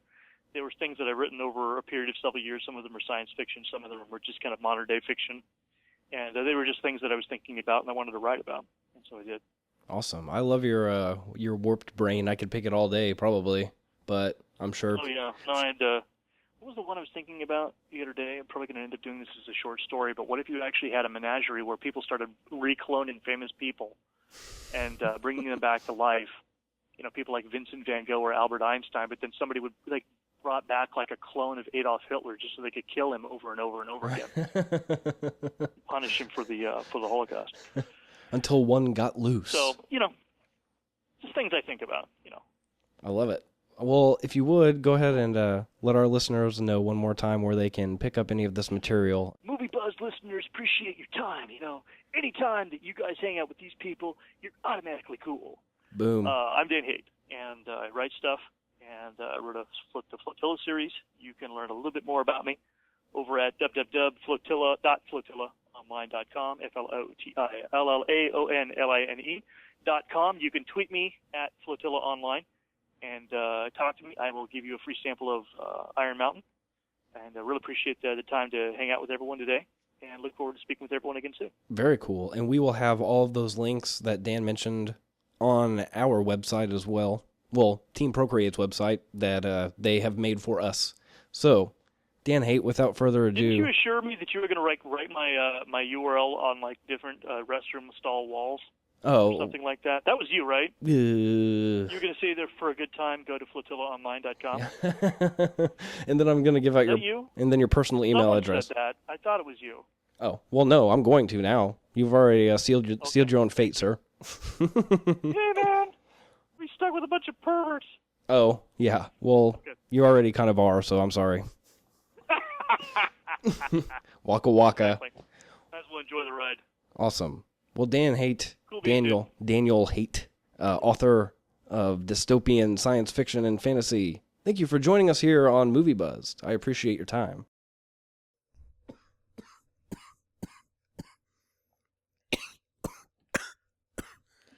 I think being high makes me lose my train of thought way easily.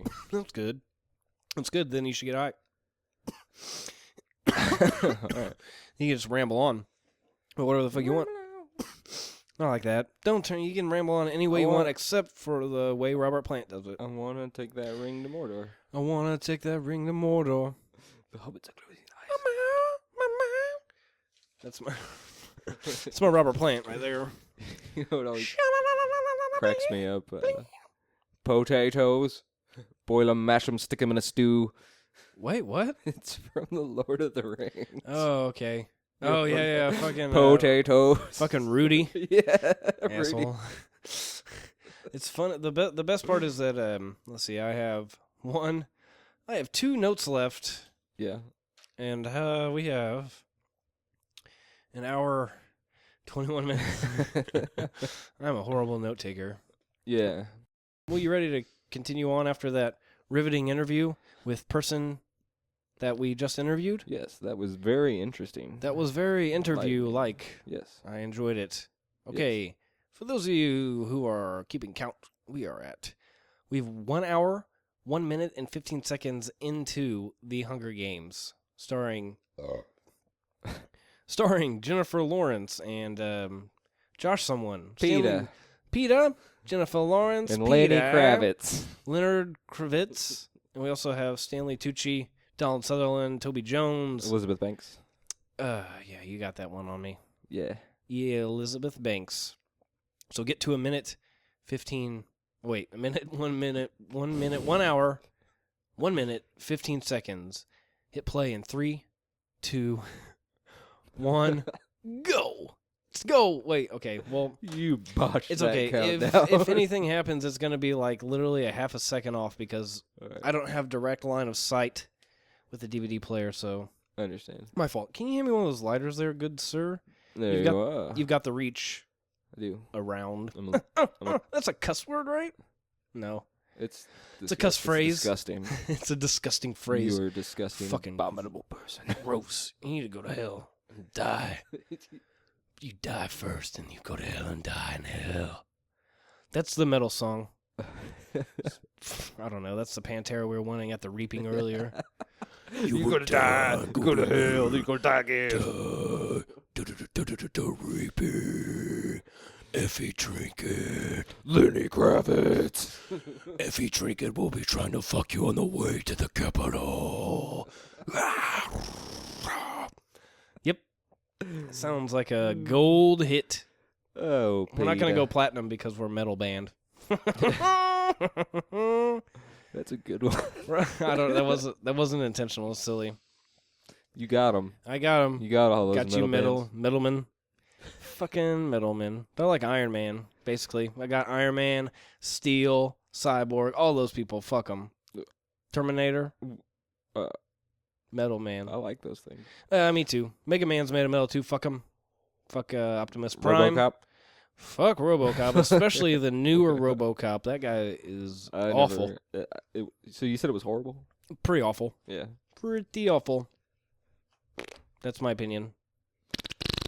I hadn't seen it. I really enjoyed Judge Dredd, though. Wet fart. Yeah.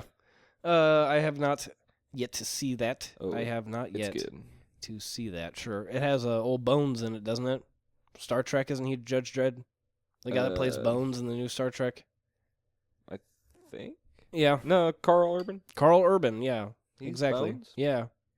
In the new Star Trek films, he's the doctor. I didn't realize. Bones. I know who you're talking about. Yeah. I didn't realize it was him. Apparently you don't, sir. Well, I didn't realize. You're like, I know the character Bones, however, Yes. I am not aware of this Carl Urban portrayal of said character, Don't the most attack classic my of Star which Trek is nerdity. Don Billson of the 1974 era Bones, prior to the takeover of Graham Hall. I actually don't like old Star Trek. Ooh. It's not good.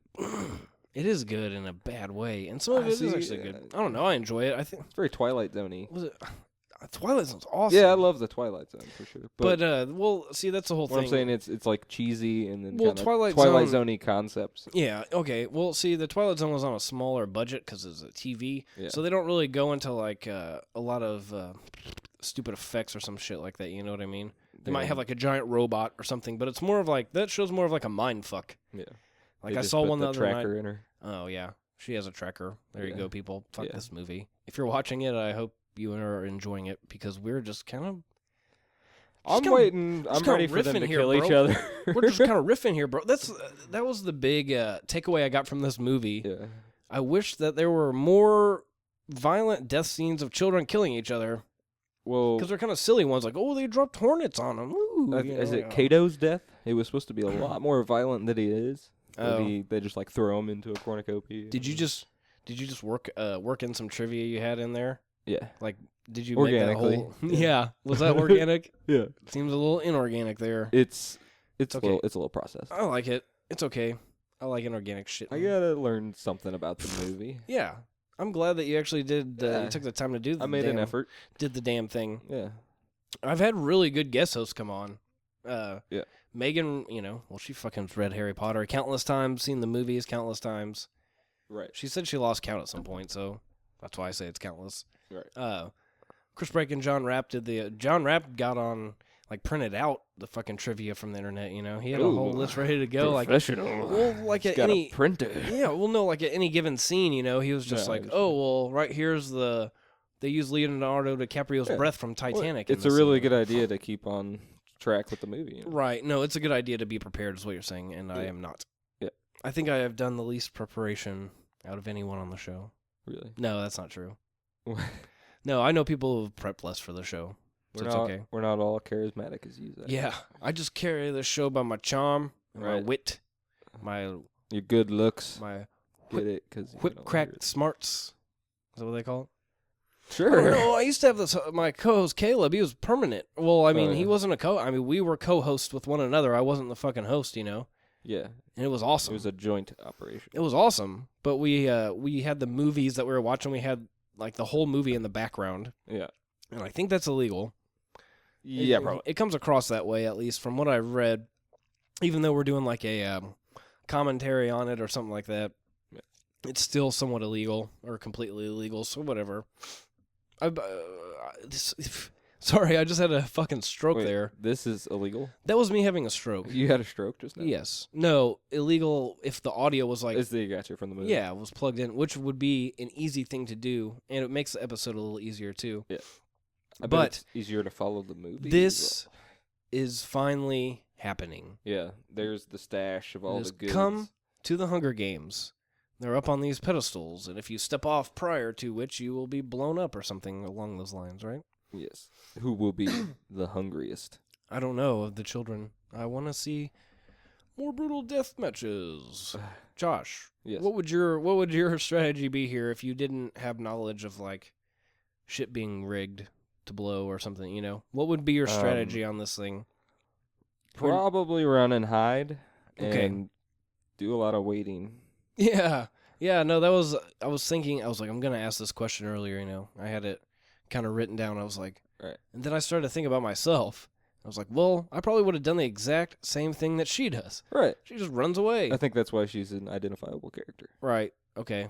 Well, but they train her to do that though. I would just do that natural instinct, She looks right. like she hesitates, she totally wants to go and grab that bow and arrow and just start. Yeah. Well, because that's her weapon of choice. Exactly. What would be your weapon of choice? Fat Boy Slim. Christopher Walken. I just play Fat Boy Slim over and over. It's like that thing where you would die so quickly. Yeah, no. Where's he at? Oh, there's Fat Boy Slim over there. Where they do the hostage. The hostage. They try and wear them out by just blasting. Super loud. Panama by Van Halen. Yeah, or some Kenny G, something like that. Kenny G. Yeah. I shouldn't make fun of Kenny G. He's actually. I love Kenny G. If they were blasting Kenny G and you were a hostage taker person, you would be like, let's take a nap, everybody. Yeah. Let's relax a little bit. Jeez, we're all high strung here. Yeah. It's like they did on Biodome. We can dance if we want to. We can leave your friends behind, and they just start dancing because they want to. I hear that song. I hear that song every day at work, and it's let me see that dawn, baby. That dong, da dong, dong, dong. He's got dumps like a truck. Thighs that are hairy. It's true. That was good though. The dong song. Dong, da dong, dong. It's like the thong song, but about dongs. Yeah. Trademark copyright. Is that Wayne Brady? Yeah. It's a young Wayne Brady. No, it's like those things where it's like, well, we need to cast someone to play a 17-year-old. Let's cast Wayne Brady. He's in his late 30s. Why not? He looks like a teenager. It's like a Dawson's Creek epidemic or something. Yeah. No, I think those kids were young. I don't know. Dude, I don't know. You always get blown away. Oh, that little kid. See, that was kind of brutal, but it didn't really show it. Yeah, It was like a Quentin Tarantino sort of violence where it's suggested off screen most of the time. Right. Pretty much. They took a page out of that book. They sure did. which isn't really his book probably at all. It's been done. Right. It's all been done. I don't want to sing songs. Who was that running behind her? Ooh. Is it a chick? A guy? I think it might have been PETA. Trans person? Is that the proper A nomenclature? transgender? I don't think that's... Or a transsexual? Okay, yeah. Just don't... Okay. There's just one, something you're not supposed to refer to with a certain word, which would be not to said here. Oh. Ends with... Okay, there's no reason to say it. Let's move on. So, Jennifer Lawrence, Katniss Everdeen. Katniss Everdeen. Running around. She's a little tired. Little thirsty, probably. A little confused. And they've never seen this terrain or anything, you know? Right. Like, there could be anything waiting out here. Foreshadow, engage. Brought some liquor. That's my foreshadow, yeah. It's like, damn it, I wish I would have brought some fucking water. Fucking drunk Abernathy Woody Harrelson's putting booze in my fucking cantina. She got strings, a couple of match heads. And of course, there's a familiar boom of the cannon. For those of you who cannot hear, the cannon will boom whenever another tribute has fallen. It happens quite frequently. Sometimes I'd like to host a Hunger Games outside of my apartment building with the children out there just like playing and just being loud and shit and like their parents. Hey, like kids, here's some weapons. A Kill dog. each other. Yeah. It would be very cool. It'd be fun. I think the last episode I called like a 7-year-old girl a cunt, man. Whoa. Yeah. I'm trying to give that word, take the sting out of that word. Cunt. Yeah. Because it's, you blimey cunt. yeah. If you use a British accent, it kind of does. It does. It takes the sting out of everything, basically. Pretty much. I can't think, it doesn't take the sting out of gonorrhea. British people. Does gonorrhea sting? I don't know. It's a guess. I just assume that everything that's wrong with your genitals just stings. That's how you know there's something wrong if you feel a immediate stinging What if sensation. it's a dull pain? A dull stinging? Dull stinging. What's a dull pain? It kind of hurts in my crotch. But that's just normal dull crotch pain. It is. My dick's getting old. I'm too old for this, says Murtaugh Dick. Your penis could be the star of the next Lethal Weapon movie. Get too old for this. Yeah. Bare-balled on broken glass. Yeah, man. It only took me an hour and 20 minutes to get that joke organically into the conversation. I was thinking about your Murtaugh penis the whole time. That's why I've been rambling on. I'm just like, how am I going to work this fucking joke in there? Too old for this shit, penis? Come on. And then, Penis. yeah, it was either going to come then or with a butt sex joke. You sure do love your butt sex. Too old for this shit, you know, and then it's a penis saying it. Butt sex. Poop. Yeah. Poop on your penis. I get it. No, I understand. Rated PG-13. Poop on your penis. That's what I should have done in the last episode. She's like, I'm more of a PG-13 guest. I'm like, oh, have you heard of that film, Poop on Your Penis? Rated PG-13. Part 2. Yeah, part 2. It's like that, yeah, Clerks thing, you know? All cocks in one hole, something like that. He's like reading off this list of porn movies, and he's like, and Happy Scrappy Hero Pup, or whatever. Comes on socks. Yeah. Cum buns, too. Something like that. I don't know. Whatever. There's no need to make up porns here. No. My last name is Cox, sir. Yeah. I mean, that's a porn in and of itself. That's a strong heritage of a last name. Yep. And then when I tell you spelled my name wrong, they're like, oh, is it C-O-C-K? I'm like, no, it's Z-A-C-H. Oh, Zach. You spelled my first name wrong, you fuck. No one spells their last name C-O-C-K-S, okay? Yeah. Do you know anyone? No. You ever seen that in the phone book? Mm-mm. If you Google that, does a picture of someone's face come up? No. No. I've learned that from experience as well. There's no one named Zach Cox out there unless he's a 27-year-old Persian man who likes to trim his pubes into a handlebar mustache. That shit is classy. Yeah. Hello, I'm Zach Cox. I am number 2 porn star in all of Persia. Yeah, he sounds like Borat apparently, but whatever. All Persians. Yeah, all I don't know. That's a good vocal stereotype. I've never met a Persian. Well, I might have. Yeah, don't know. I think I did.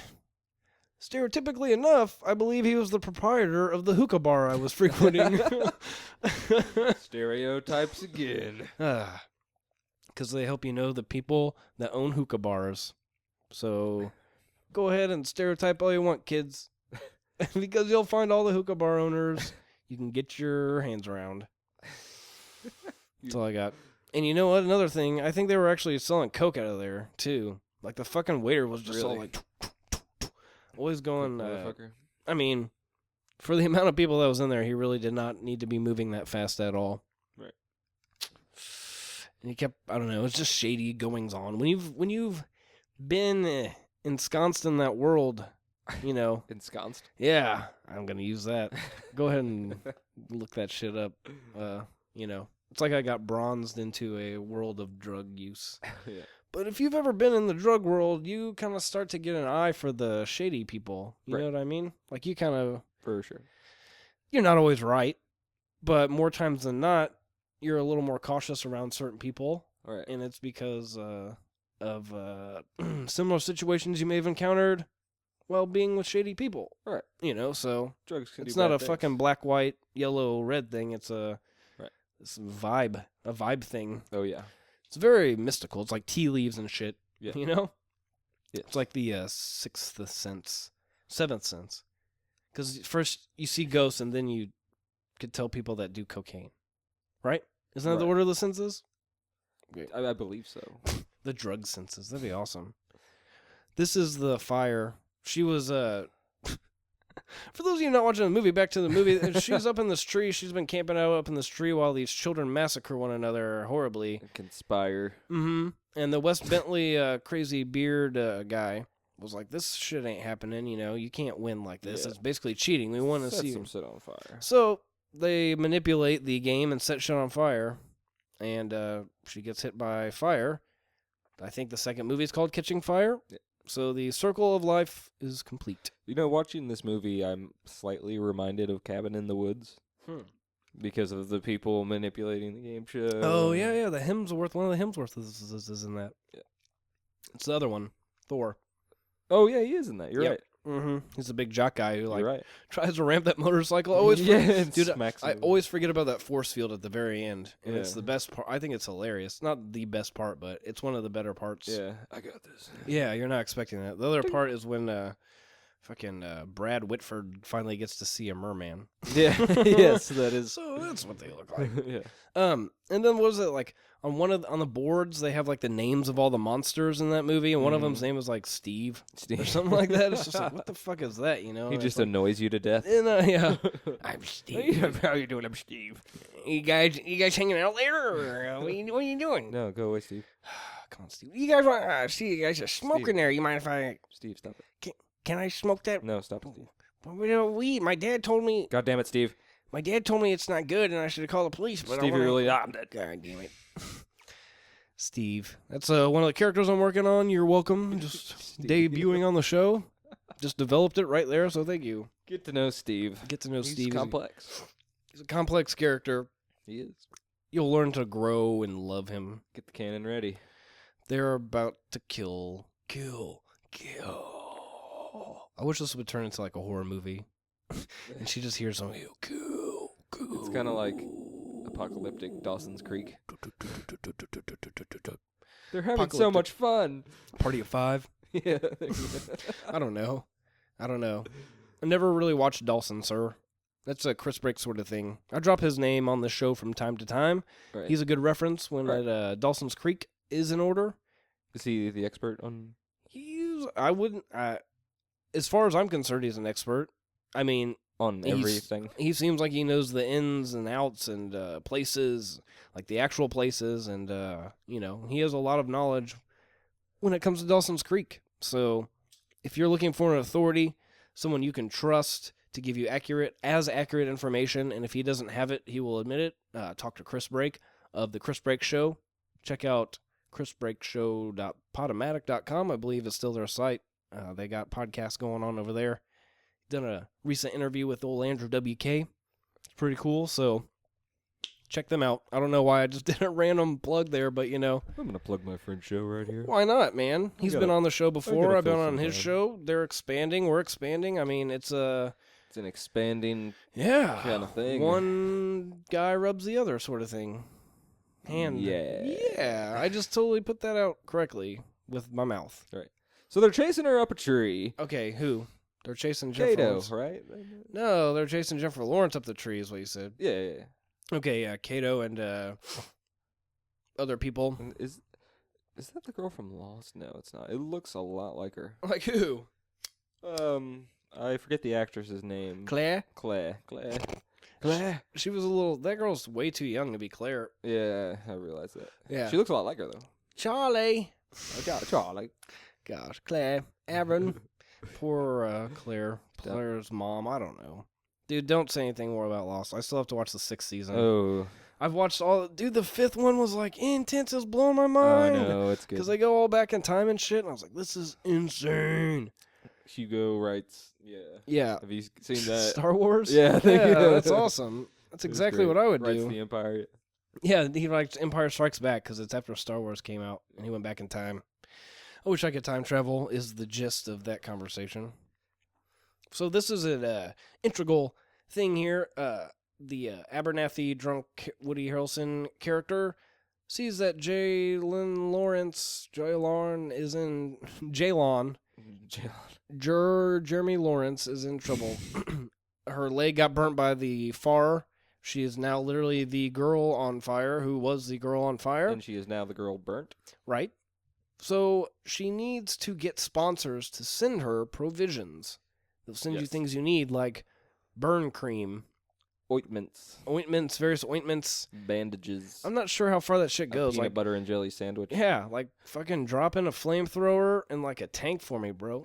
You know, like that would help out a lot. Help more. me win this goddamn game. Get me out of here. Ew, little spitter. But I think once they win, they become like rich and famous. Yeah. That sounds like fun. I'm surprised. Isn't the premise of the second movie that they all get together and fight like the winners? No, I have no idea. No? That's what I'm saying. I haven't seen it. It's out, right? Yeah. I haven't seen it. And then there's going to be, of course, like they've done with all this other bullshit, stretching it out. They're going to have two for the Mockingjay or whatever. Really? It's going to be a 2-part movie? I believe so, yes. The next one comes out next year. And then who knows? There'll probably be some like that Harry Potter thing that's going on. They have it's like the Guide to Magical Creatures or something along those lines, but it's a book apparently there's a book that was written, J.K. Rowling wrote it. It's supposed to be like 60 years before the events of Harry Potter or whatever, like these prequels and shit, like The Hobbit before Lord of the Rings, like they're going to milk this shit for all it's worth. Suzanne Collins, if nothing has come out after like Mockingjay, she's going to write, Of course she is. This movie made over $400 million. Like, we're going to... Yeah, I'd like to keep doing that. Right. I think that's just domestic. It made like $414 million, like, domestically. Yeah. Like, that's insane. Dude, that's insane. Yeah. That's I feel so like crazy. They probably knew they were going to make the movies, like, when the books came out. Speaking of insane... How long have the books been out?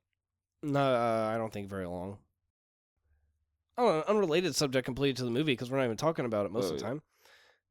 At work today, somebody came in, and the business right diagonal from where we are, I think it was 7 people, won the Powerball. They missed the Powerball by 1 digit. They put in like 26 and it was 27 or vice versa. Yeah. But they won $1 million and they split it, and they all got $55,555.56. Hey, that's not bad. So after taxes, it ended up being like $39,000. Ooh. Like straight cash. Like, here's a check. Like, one dude brought it in. It was like, here's a check cut for $39,000. Wow. That's awesome, dude. Yeah, that is awesome. Like, imagine that. Like, I feel like such a fucking poor asshole. You know what I mean? Like, it's like, God.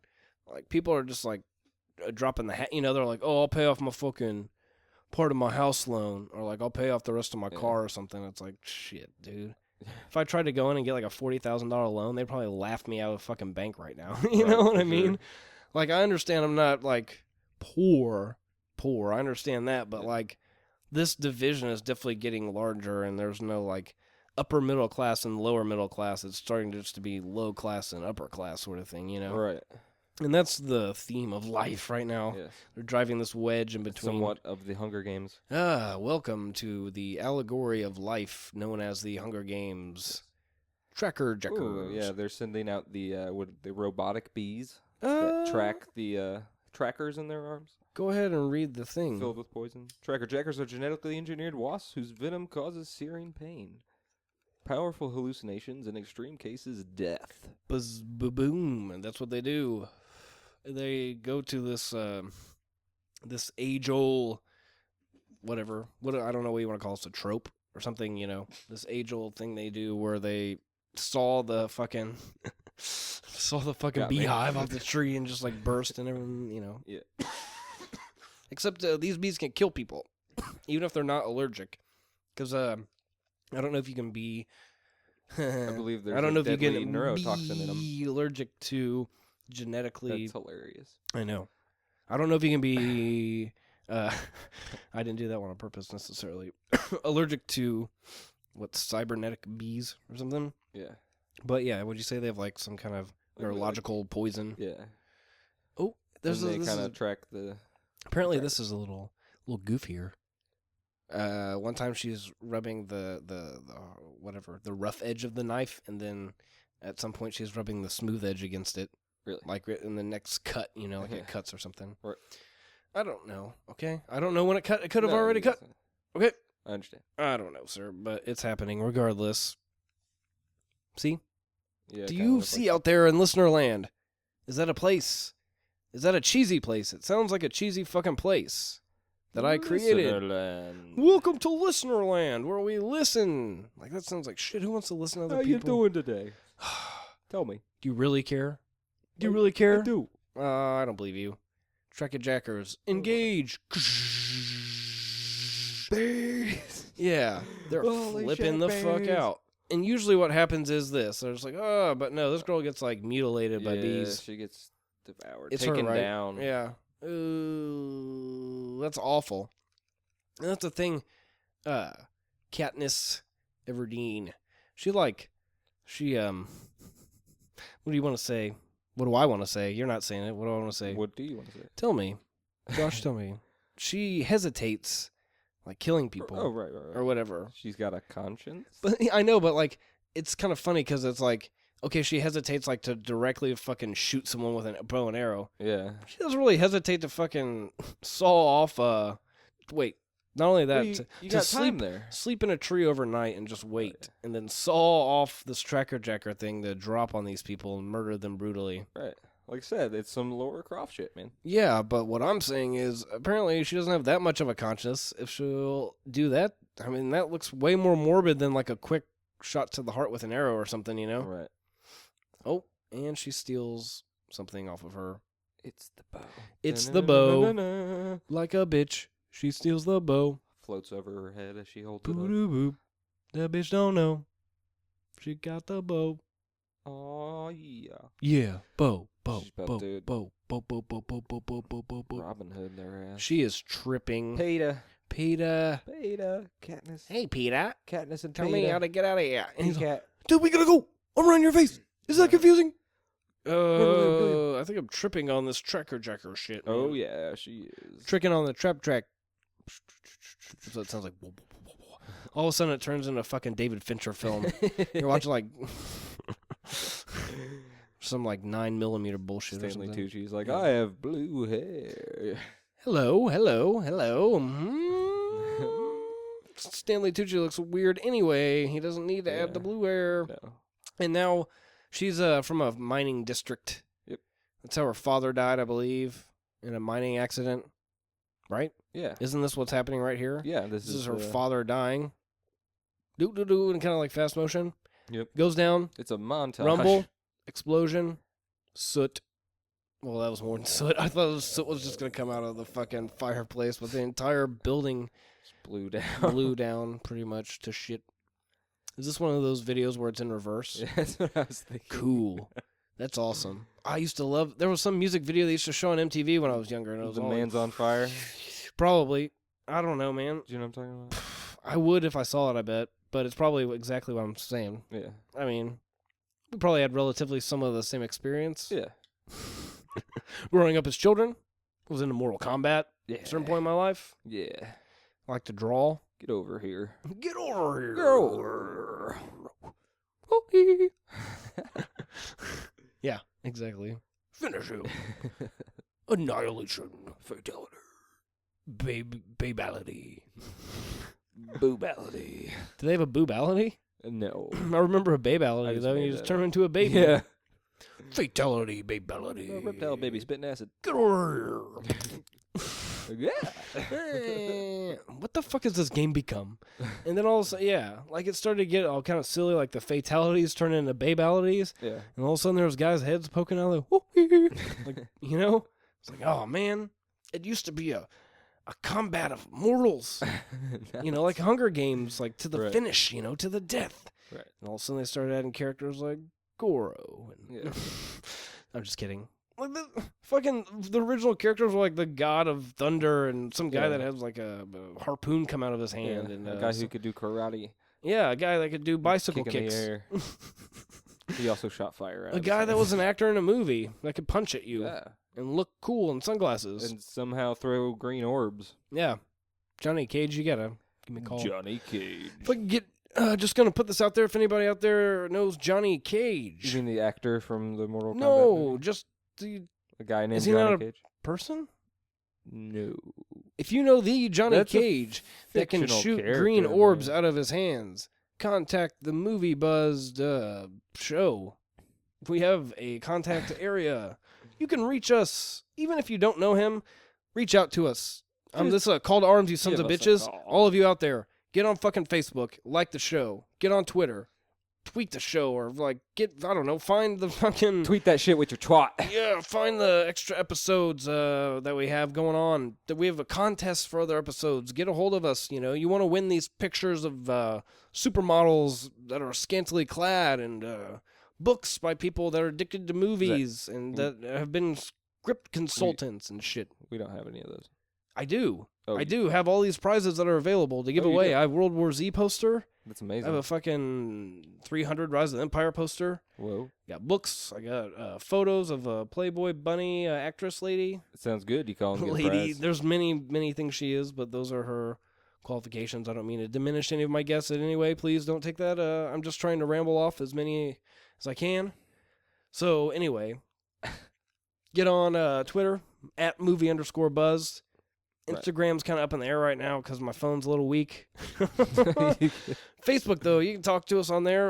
We're on the YouTube. Go ahead and leave comments on the videos. They're not really videos. It's just a still and the audio to this. So this is how you listen. Thanks for checking us out on YouTube. It'd be nice to get some videos on there soon. I don't know about that. I'm not very creative, so I probably won't be doing that. But, yeah. Who knows? It's possible. There's also an email, moviebuzzed@gmail.com. So get a hold of us. Let's interact in a non-sexual fashion. Reach out to him. Reach out and touch base. Is that what he says? Or face? Reach out and touch face. Depeche Mode? Yeah, Oh. I don't know. I'm not sure. I think yeah. But anyway, I thought get it a was hold of the space. show, mother. I can just say motherfuckers. Mother effers. You, they call me motherfucking Jones. You know? If you like Jamie Foxx and making cameos and horrible bosses, get a hold of the show. If you hate him, you hate me, fucking get a hold of the show. Let me know. Suggest some movies. We have quite a few movies coming up. We have The Crazies coming up Crazies. with actress Megan Hensley.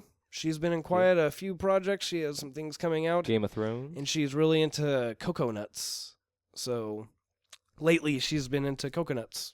So we'll talk about that and more when she's on the show. So we're your also- insider detail. Yeah, insider. That's my Hollywood insider info. Y'all don't even know. Rubbing elbows with the stars of TVs and films. The Hollywood elite. Yes, you don't even know. You know, Steven Soderbergh. That guy can kiss my ass. You know, I'm above that guy. You know, I'm onto another. I'm on the Steven Spielbergs of the world. Yeah. You know, the Spielbergs. Soderberghs are yesterday's news. We got these up and comers. You know. Like Yeah, whatever. Like No, I'm Uwe talking Boll. about. Yeah. Fuck all these J laws and shit. You know, we got Yeah. up and comer. Whatever. Me, I'm the Yeah. up and comer. So get on my way.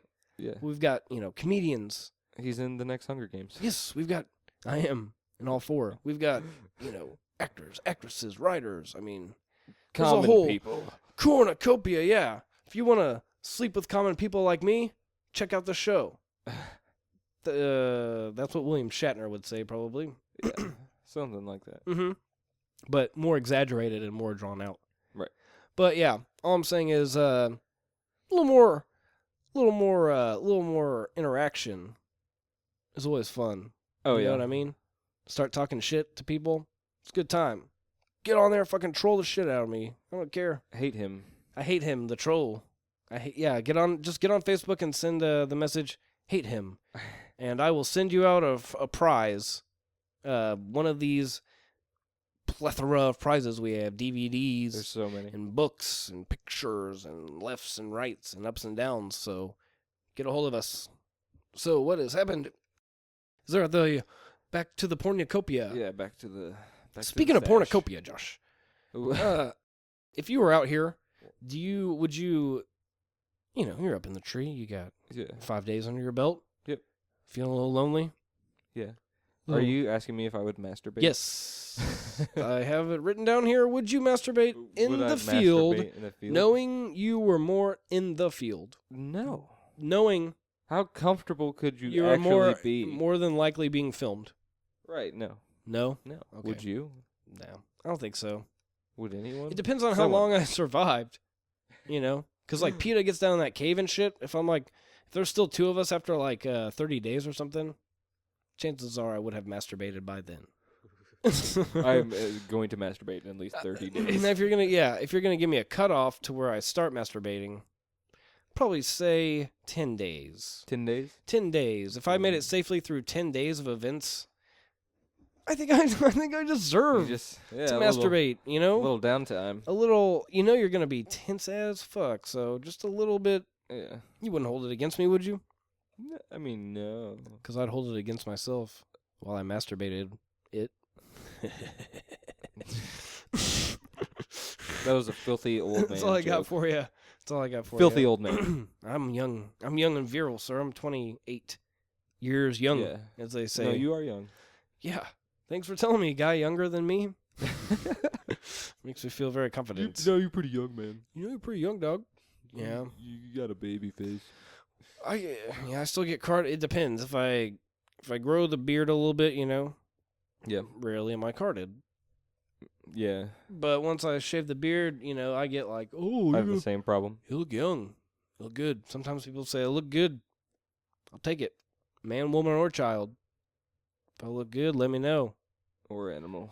Holla it back at my face.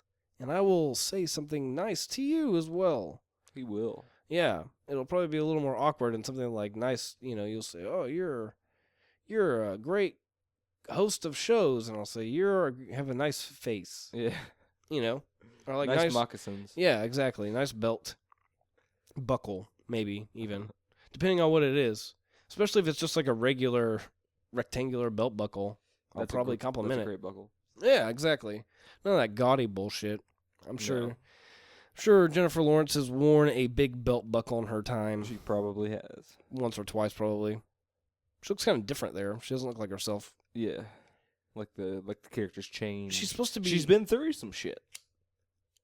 Some shit. She's been through the shit. No. She hadn't been through the shit yet. Yeah, not yet. Wait till she actually has to...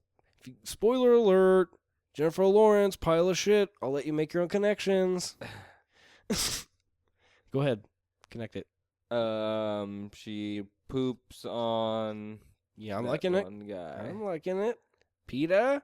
Peter. Gale? Yeah, down in the cave. She poops on his wounds. There's Rue. Rue. See, that's the first person I would kill. If I was Jennifer Lawrence, well, I guess after that guy and after the bee tracker. Yeah, you'd kill the little girl. Yeah, because Well, I wouldn't even have to apparently because she's dead.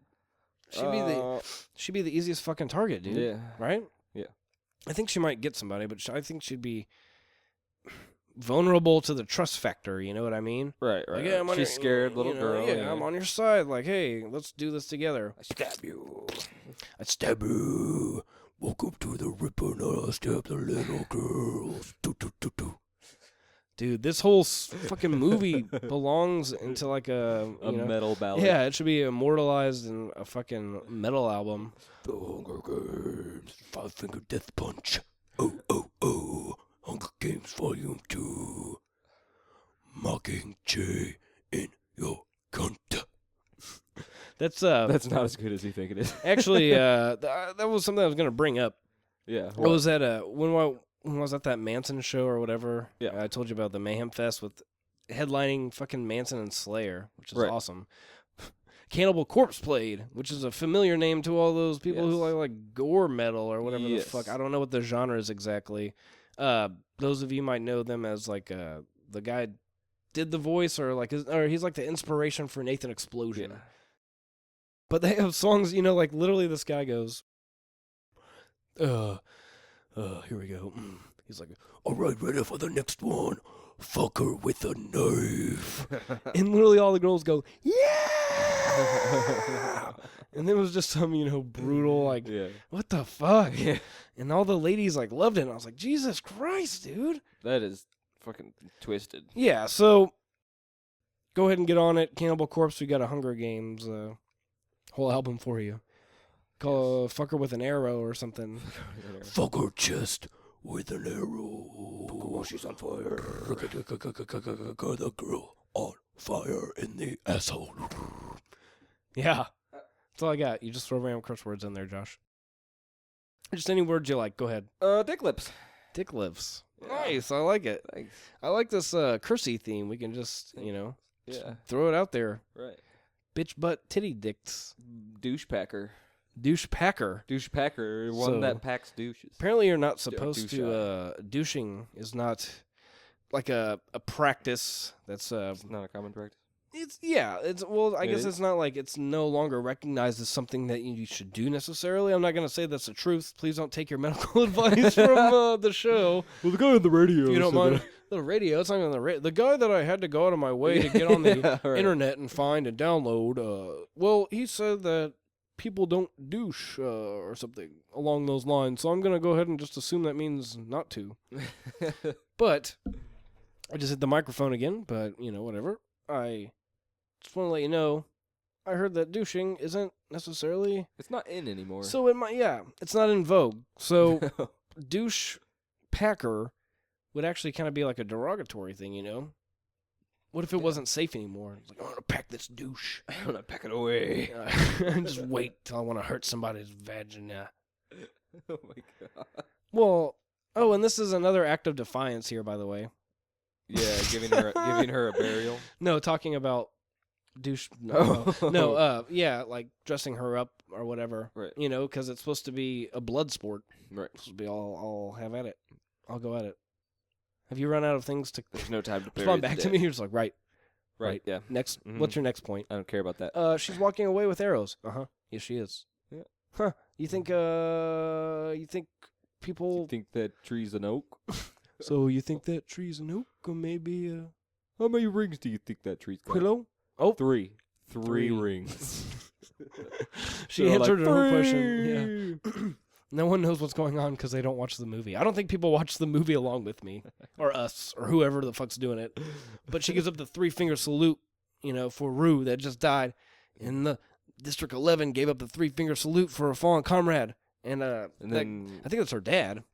Riots start breaking out because of this. Right, her dad starts flipping out, and that starts police Her dad? I brutality. thought her dad was dead.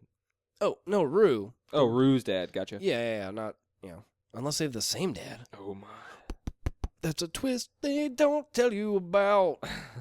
But the little It's in a girl deleted and the scene. younger girl are both sisters from the same dad. He looks like Rock from that show in the 90s, The Garbage Man Rock. He was bald. I'm not familiar with that Rock. programming. R-O-C. I think that was his name. Rock. He was, he was a fucking garbage man. He's a garbage man. Yeah, it was like a sitcom sort of thing, but it was for the later night crowd. It was like on a Sunday night sort of thing, like around The Simpsons maybe. I Gotcha. kind of want to say. I don't know. I don't recall. I don't know, man. I didn't really keep a schedule of primetime events when I was a child, so I couldn't really tell you exactly. what Yeah, it was I on. didn't do that either. Well, why not? Oh, well, you didn't. Yeah, I know. We're behind the times. Now you just record it. Yeah. Jennifer Now she's Lawrence crying. is sad. Yeah. See, that's how you can tell she's the actress of the century. You can tell what's going on. Yeah. She seems upset. She's very upset. She's hurt. Oh, and then they're talking about killing her because she's such a badass or threat. I don't know. If they kill her, the more of the riots will break out. Right now they're trying to. That's what Woody Harrelson. Woody's trying to say, "Hey, Wes Bentley, fucking Saint and Beard." Yeah, what's it? Ricky Fitz. Ricky Fitz. Quit fucking videotaping that fucking plastic bag up in the air.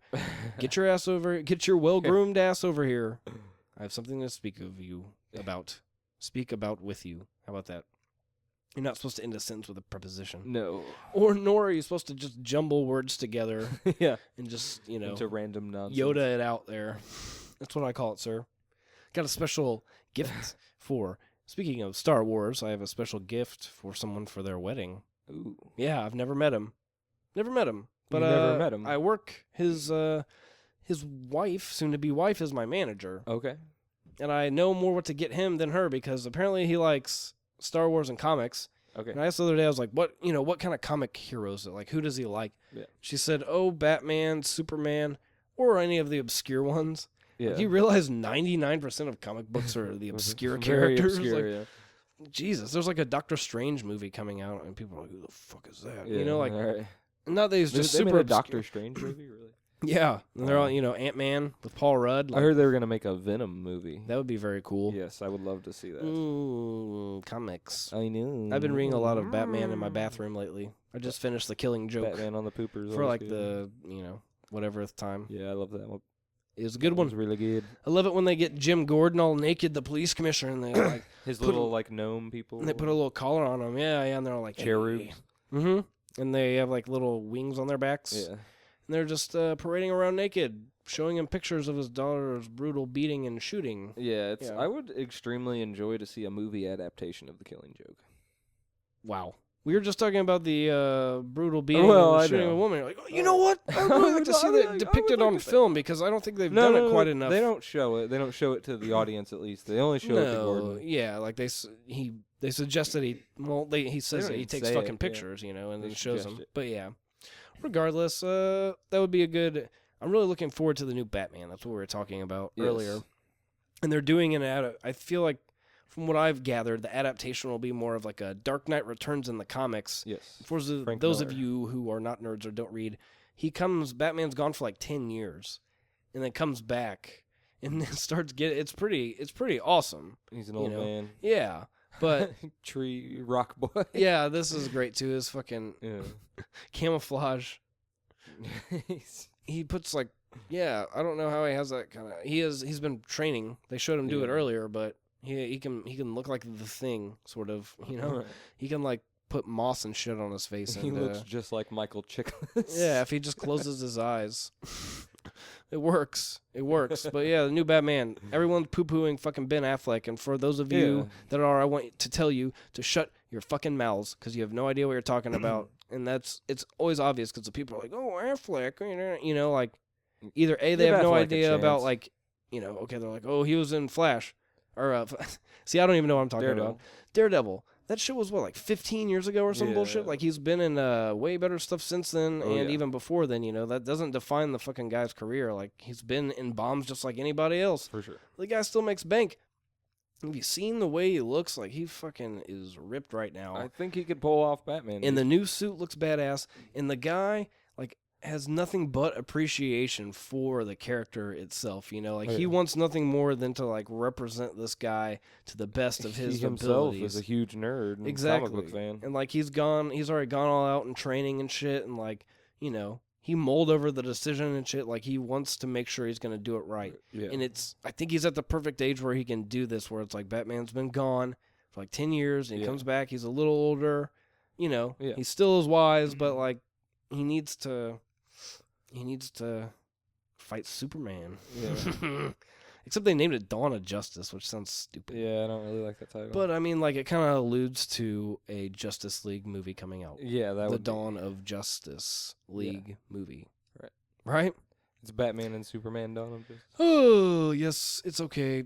And I don't know if they're gonna do like the Batman R.I.P. comic series where like he actually fights him with the. Right.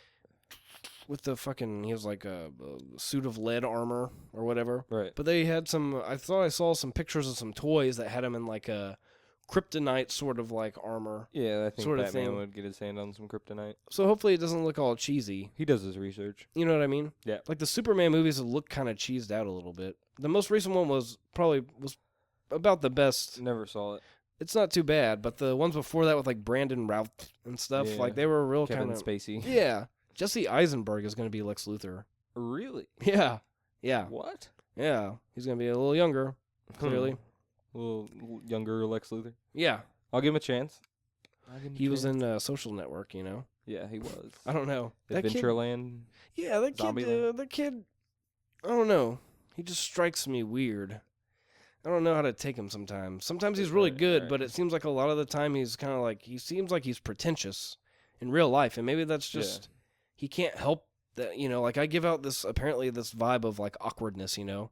I've had multiple occasions where someone's be like, well, you looking at me weird? You looking at my girl or something? You know what I mean? Like people think I look at them weird, and it's like, I just look at everyone kind of quizzical sometimes, you know? Like it's not, so I understand. He just gives me this weird vibe, Jesse Eisenberg, like he's, I don't know, entitled or something. Yeah. I could be way off I base, understand where you're coming. like I'm saying, but a lot of his characters might be that way. I don't know. I don't fucking know. Right. So what's going on with Peter? Peter. Josh, what's going on with Peter? He's hurt. What Peter's happened? hurting. Talk to the people for me. He got hurt, and now they're in this cave. They're talking to each other, you know. I do know. planning it out. They are. They're figuring out life, love, the pursuit of happiness. Yeah. She doesn't really love him. She loves Thor's brother. Does she? I thought. Yeah. Oh, she does? Yeah. Oh, her but boy- he. Gale. Or... Yeah, Gale. He said that earlier he said something in the interview that they were doing with Stanley Tucci. Yeah. That back in the day he had a crush on her. And she thought that he was like doing it just to like, like get the sponsors' attention, you know, the love story. He really did. Everybody loves a love story, blah, blah, blah. But he really did have a hardcore crush on her for like friggin' forever years. Yeah. It was freaking wicked crush. Like, man, hard fucking crush on her. You know, like crushing real hard.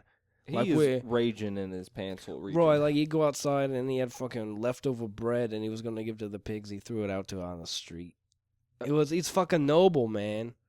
He's a good guy. I know, he's a real good guy.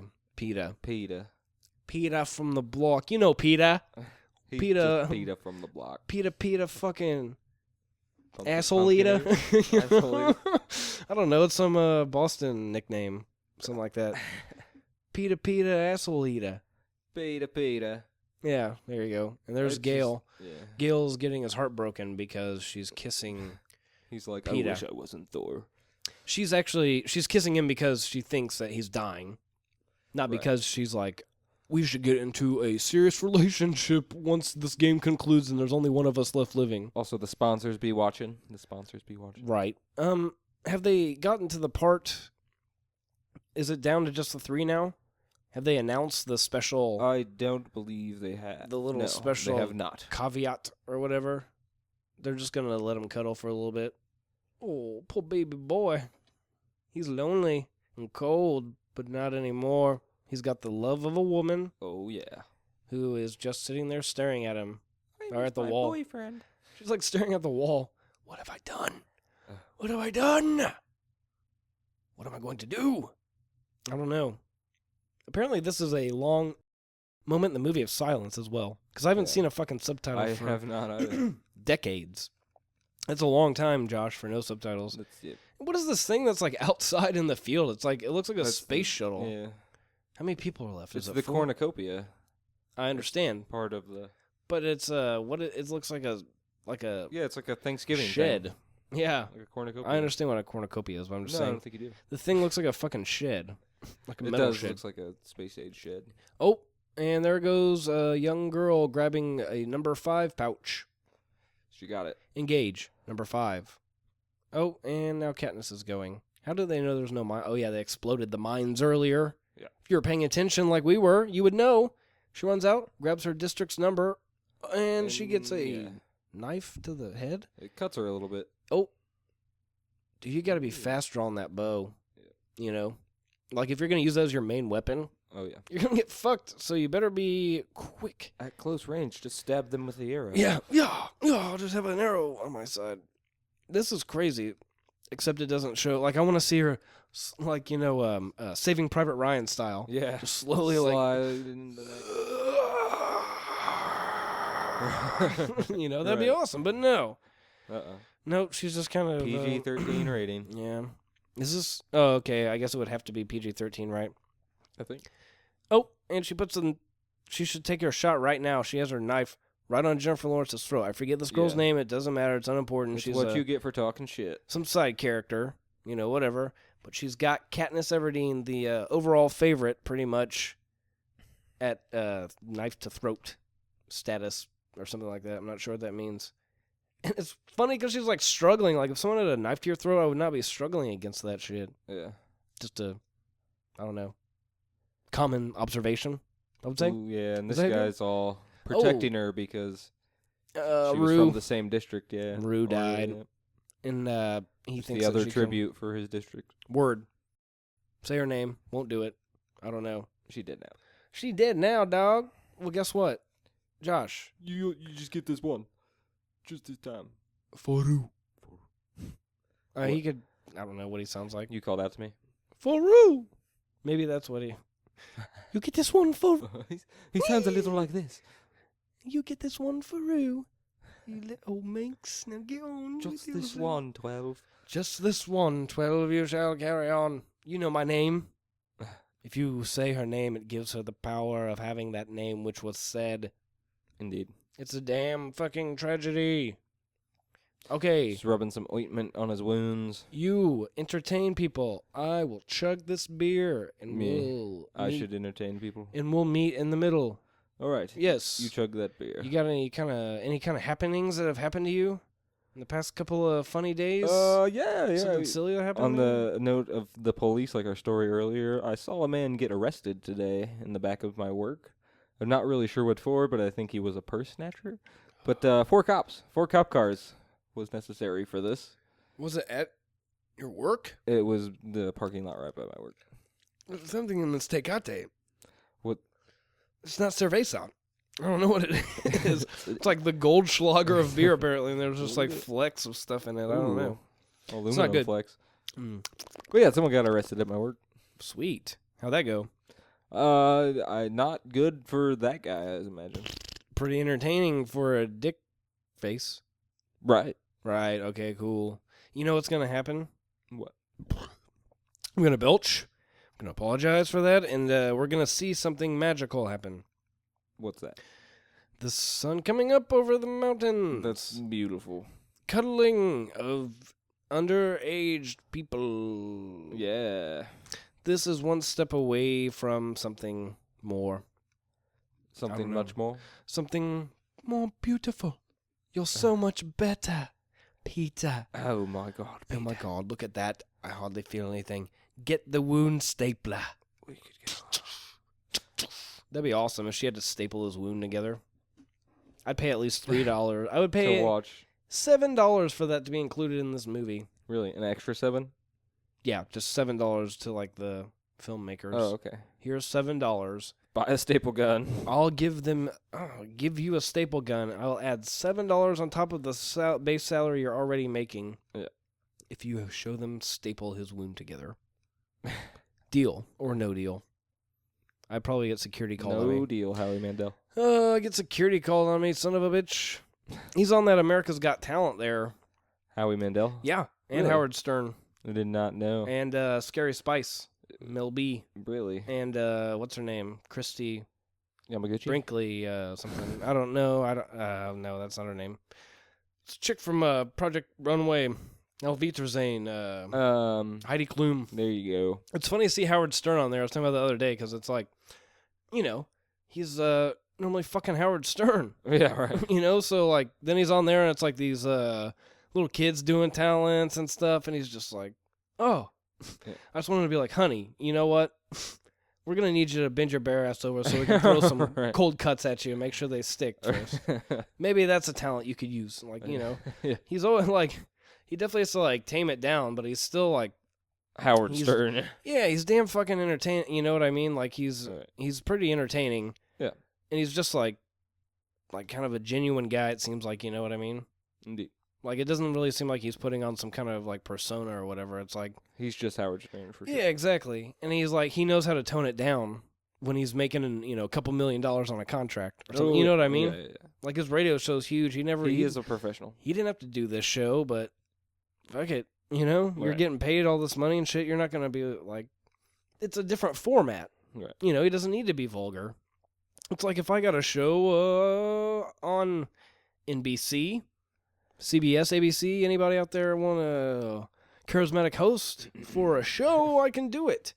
And I will not curse or throw cold cuts at people's buttholes. He probably will do both those things. But not on the air, mind you. Oh, yeah, don't they do like midget tosses or something too? Or little people tosses? What do you want to... On radio shows? Maybe? On Howard Stern show. I believe that's one of his go-to things as well. Midget tossing. Yeah, I think that we can call it that because that's what he calls it. Yeah. So I'm just referencing the name of the act, not the people that are being thrown themselves. Right. Because we are all one thing, people. Unity. I don't see colors of the rainbow. Mm-mm. I don't. So pretty in the sky. Yep. But I don't see inches. they also are on the faces of the people passing by. That's what Louis Armstrong said. So, I see people as red, orange, yellow, blue, green, indigo, and violet. Yeah. But not black and white. Who's green? Ask Louis Armstrong, man. He's The Hulk. The colors of the rainbow so pretty in the sky I think we're down to the last three. are also on the faces of the people passing by. I see friends shaking hands, saying, how do you do? They're really saying, I love you. It is a dead-on Louis Armstrong. Yeah. Let me get my trumpet out. Spit valve. Nope. I can't do I don't want to even do it. Okay. Yeah. Nice. That's a Dizzy Gillespie. I don't know. Wow. That's pretty good. Thanks. I like it. Maybe I'll use you as my background trumpeter when I do my Louis Armstrong impression. And I think to my... He was in a metal band as well. So we were fucking tying it all together, man. A circle of life. Louis Armstrong in a metal band. What a wonderful world. Look at these beasts. This is crazy bear dogs. Yeah, it reminds me of the CGI here. Also reminds me of Ghostbusters. It looks just like the dogs from Ghostbusters, pretty much. I am the gatekeeper. Yeah, Slothar, Vince Slothar. What's his name? It's like Vince, but it's like Vintz or something. Like when he turns into the gatekeeper or something. I have all these notes written down from it when we watch Ghostbusters. Right. When Will co-host, Will and I watch Ghostbusters. His name was like Vince Slothar or something. Vince Slothar. Yep. I was reading some review online and they were talking about Ghostbusters 2 the other day and they were like, Ghostbusters 2 isn't as bad as you remember it to be. I just watched it the other day. I was like, I never really thought it was bad. Yeah. Like I understand they were kind of making money on the Ghostbusters thing, but like, I thought they did a fairly decent movie. I mean, the first one wasn't anything that, like, wasn't like some groundbreaking piece of cinematic history or anything. No. It's just a good, funny movie, and I don't know. Bill Murray. Yeah, with Bill Murray, like Ghostbusters 2. What kind of huge expectations did you have there, sir? It was going to be kind of just like stupid. There was ghosts, and they were gonna bust them. Right, and like during that time, the whole Harold Ramis, Bill Murray kind of combo was sort of to display the plight of like the average white, 20 to 30 something year old man. A bunch of self-loathing and fucking, just making wisecracks to like get by because it's just so shitty you don't want to like deal with it or whatever. You know what I mean? Right. Sort of that thing. So. They I definitely think they carried the vibe. It's pretty good. No, I enjoyed that movie. I like Ghostbusters. That's why I bought the combo pack because I enjoy them. You gotta buy the combo. At one point in my life, I liked Ghostbusters 2 more than the original. And now I'd say it's better. I like Ghostbusters, the original, now a little better, but not by much. They're pretty much 50-50 in my book. They're both. So they've got to this point where there's 3 left, and it's PETA and Katniss, Kato, and Kato's he's bloody, bleeding awfully bad. Yeah. I don't know if they do any kind of like tests before this, any kind of PV or what a VD test, Yeah. But if he has anything in his blood, PETA now has it. PETA now has hepatitis at least, probably. Yeah. Some kind of like lead poisoning or something. I don't know. What's in blood? He has hemoglobin overload. That's not a thing. I don't know. Save me, Josh. But this guy, no, go ahead. He's really insane. He's like, Look at that face. he like realizes what he's doing. You know what I mean? He, like, No, I didn't hear you. He realizes You threw your voice there for a second. I did. Yeah, you go. He realizes what? I didn't hear it. He realizes what these big clunky headphones on. Sorry. No, it's okay. He realizes what he's doing, He's like, it's for the people. Is that what they want? They want me to kill him? Not that it matters, Yeah, exactly. He's just kind of having a breakdown himself. Oh, right in the hand, and he gets pushed off into the beasts. And he gets eaten alive. Yeah, but come on, show it. Show the limbs and getting something. Yeah. Nope. Bite him in the dick. Bite him in the...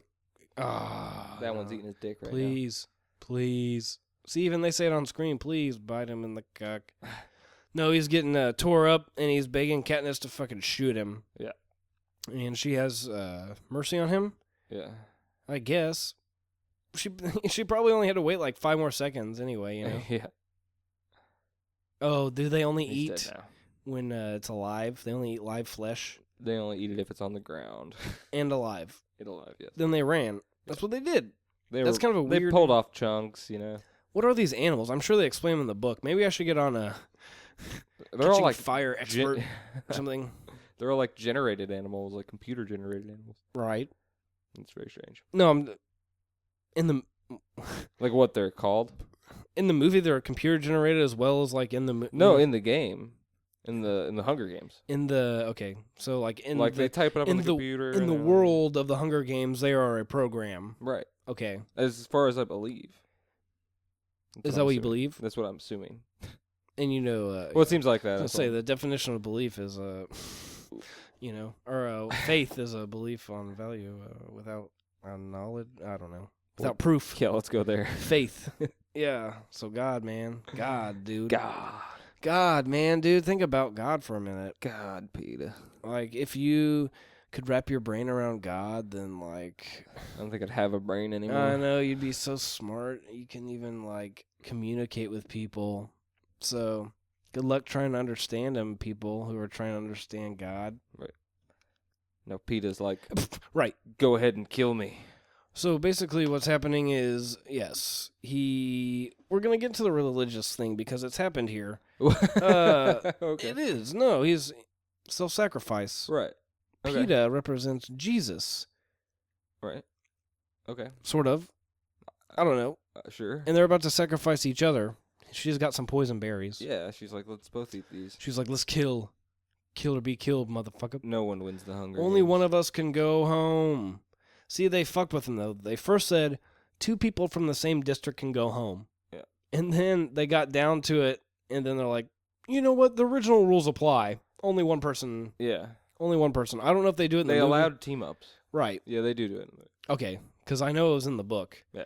But, yeah, because I read the fucking cheat notes or whatever yeah. Movie Cliff Notes. It's called Spark Notes. It's a good website. There you go. They broke it down a little bit. That's where I got all that bullshit. That's good. Talking about themes and whatnot. No, that's good. But that's good. But it's more stuff than it's in the movie, so you get a little more perspective. Right. You know what I mean? Like some of the more drawn-out stuff that they didn't show in the movie.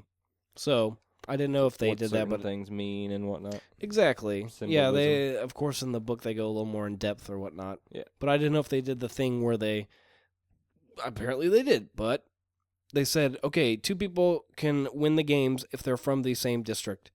And then all of a sudden it was 2 people from the same district and one from another. And they're like, you know what? It's just back to the just one original, just one person but sort of thing. They cave. And then they do like a Romeo and Juliet thing where they're about to fucking eat these poisonous berries that the best part is Katniss went out to hunt. I think this is maybe, but Katniss went out to hunt for food, and she left Peeta to kind of like to forage. Yeah.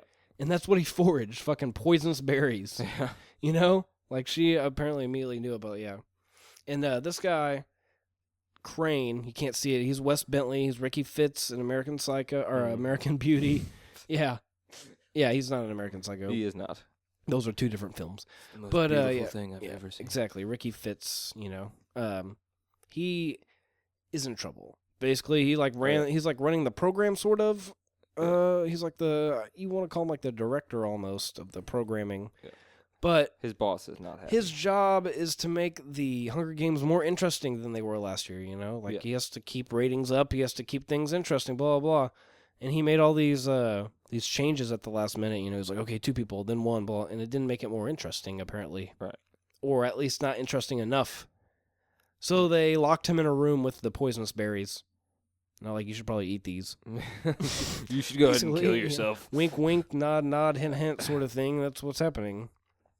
So they let him, as you can see, she survived, right? Yeah. Mm-hmm. And Woody Harrelson is Peeta. saying Pete also survived. that she loves him. And She what would they rather die. what they did was she's the happiest person in the world, which is a fucking lie. Now she's just stringing him along. No, I'm just kidding. She can't live without him. It's all bullshit. But they both realize She really can't live without him, though. well, yeah, but they realize, you know, she's finally coming around to playing the game to its Yeah. entirety. Oh, yeah. Like, just outright fucking lying and, you know. She's showing him up. Exactly. She's doing a mighty fine job. Oh, yeah. Kudos to her. But yeah, look at her acting there. You can tell she's having a difficult time doing it. Yeah. Yeah. Conflicting conflicts in her brain stuffs. Mm-hmm. He's got some like 80s like just whole attitude going on. You know, he's got like the blue like sport Peeta. coat with the black tank top under. Yeah. And the kind of gelled hair, and it's, you know, I don't know. Or Peeta Vice. Yeah, Peeta Vice. I'm Peeta Flock of Seagulls. Duran Duran. Oingo Boingo is what he is actually a member of. If you like Oingo Boingo, that is. I'm not particularly a fan. I heard they are great. You know live. who used to be in Oingo Boingo? Who? Danny Elfman. Danny Elfman, the He guy does who music. composes. For Tim Burton, Yeah. mostly and stuff, yeah. He was one of the members of Oingo Boingo. Really? Yeah. Just throwing that out. That was not in my notes. You That was in Learn something new every day. that was filed under O for obscure in my brain. You know what happens. So Oh, now it they're does. returning to their district, Peeta and Katniss. Catface. Her sister and her boyfriend. Yep. And now her sister and her Bet she boyfriend are can't in a be like- relationship. That's a little. Well, I I mean, don't know. about- she's on his shoulders. Yeah. So clearly They're good pals. he just needs to turn around. That's how they do it in this Right. new post-apocalyptic world, sir. That's why I was asking about masturbating earlier. They've changed their whole attitude towards sex. Oh, you know, that explains a lot. That explains Effie. That pretty much explains everything I've talked about the past 2 hours. It's true. I'm just going into it with that kind of mentality. Even the douchebaggers. This movie was directed by Gary Ross, and now it's over. Based on a novel by Susan Collins. It's true, Collins. sir. Well, that was your first experience with movie Buzzed. How did you like it? It was very good. It was very good. Sweet. Well, that about wraps it up for the show, but first we're going to send it over to our final interview, see what we got going on there. How's that sound? It sounds great. Okay, good. Don't Well, fart at me. I farted at everyone in the listening area, which could be your mother downstairs or your father upstairs. Mom, or go your to bed. sister next. Yeah. If you're listening to this and you're someone's mother, stop listening. It's rude. Fucking ridiculous. This isn't for mothers No, this is for sons and daughters, and dads. dads, but not for mothers. You fucking. No. Oh, God. Get away. Go and Mom. ruin someone else's day. Okay? Because it's clearly what you do. The best. Fuck. Anyway. Before we let it go to the interview and the end of the show. Josh. Yes.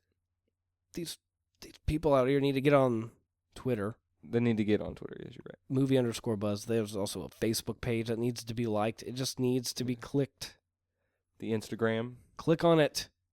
Instagram has some pictures of my cat and Christian Bale, and, Steve Zissou, and stuff like that. Yeah. There's that, and there's email, which is a thing that people use. I have a Gmail for the show, moviebuzzed@gmail.com. It's like mail, but electronically. Exactly.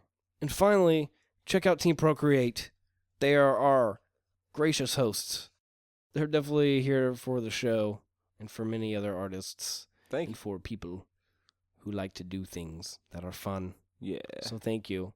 For Josh Cummins, Yo. in your face, this is Zachary Cox, in your face. We'll catch you on the next episode of Movie Buzz, which promises to be The Crazies, starring Timothy Olyphant. He's Hellafant. yeah, I haven't seen him in much lately, so Should be fun. should be great. I'm excited to see a handsome face sheriff. He Oh, does that a lot. He was in Justified. See, I never really caught that series too much, so Yeah, it was alright. yeah, I gather that he's generally all right. Yeah, it's it's Timothy Olyphant. Anything that Timothy Olyphant is just all right. Gold. Yeah, he was in Golden, alright. Live Free or Die Hard, and He was. yeah, I could go either way on that. So I think we should go. What do you want to do? You want to go? Let's You go. want to go? Let's get We're out of gonna here. head to the interview, and that will end the show. Good night, Indianapolis. We're worldwide, sir. Good night, world. Farewell, and may the odds be ever in your favors. Thanks for the intro, guys. We're going to end the show on a happy note. We're going to head on over to the Team Procreate guest line and welcome comedian John Rudnitsky.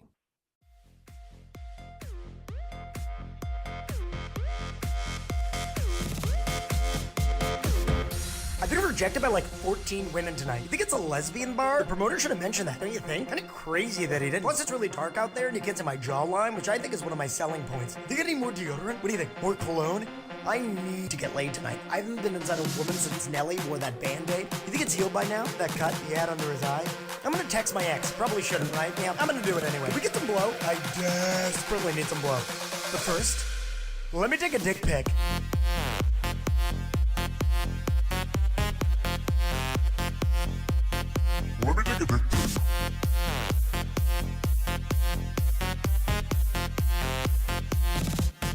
Let me take a dick pic.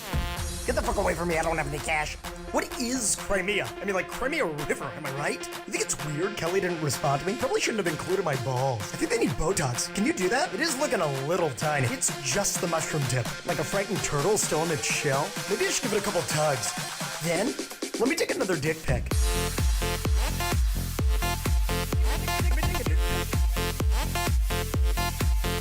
I'm a master trimmer down there, like the Edward Scissorhands of pubes. Sometimes I go bald, but then it kind of looks like an albino CeeLo. The next day I get that Clooney stubble. Sometimes I just go with a stash, and then it's like hipster pubes. Awesome. You think I care too much about my pubes? Let me take another dick pic.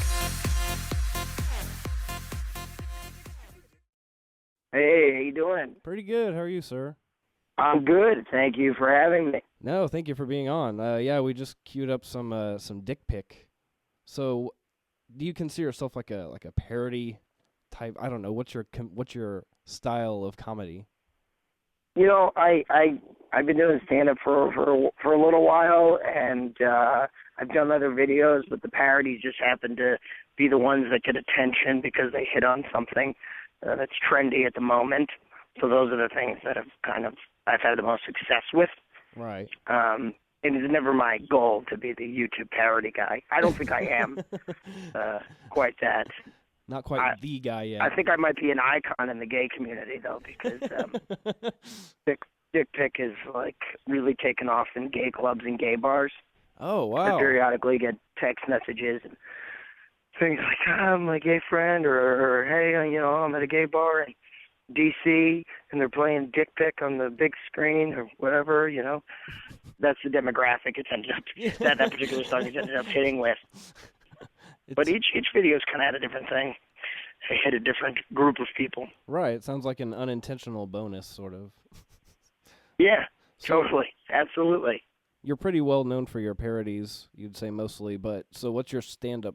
Like, do you just draw from experiences? Or? You know, stand-up's still kind of, stand-up's the hardest thing to master, so I'm still finding, I think, my voice and what I like talking about. But, you know, it varies from personal things to talk quite a bit about observations of my generation, you know, our dependency on ridiculous things, and I tend to talk about, but if something's in the news, I'm opposed to that observation. It covers a lot of ground right now. Nice. But then the stand-up's always an evolving thing. You know, a lot of guys you talk to, like 10 years, you need to do at least 10 years before you figure it out. So right. I'm just hoping by that the day I've done it 10 years, suddenly I'll be like, oh no, I get it. But sure, you're always kind of a student, just because it happens to be the most difficult of all the comedy crafts. Right. The stand-up I've been doing for several years, I still haven't figured it out. And the first parody video I made, you know, did fantastically well and came incredibly easy to write, and so it's interesting how that works. Well, how do you keep things kind of current? Because, you know, there's some jokes that I'm sure go over pretty well, like, regardless of what's going on in the news, so to speak. But do you kind of, like, are you, like, constantly crafting to make things relevant, or? I should probably do that more. I'm really lazy. I just woke up 5 minutes ago. Good. Noon. I'm home, like back home in New Jersey at my mom's house. Not really doing anything at the moment. I'm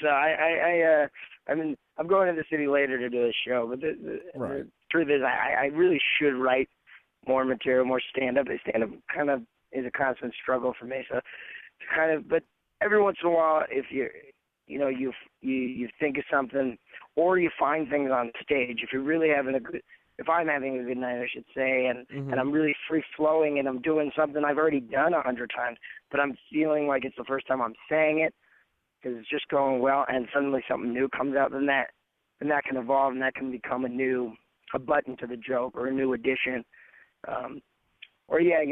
If you make a joke about Facebook or something, but Facebook isn't that funny anymore because everybody's got a Facebook joke. You got to update it to Twitter, then you got to update it to Instagram or whatever apps people are going to be talking about in a year. That's still kind of hip. You know, you got to kind of stay relevant, I suppose, to be at your funniest.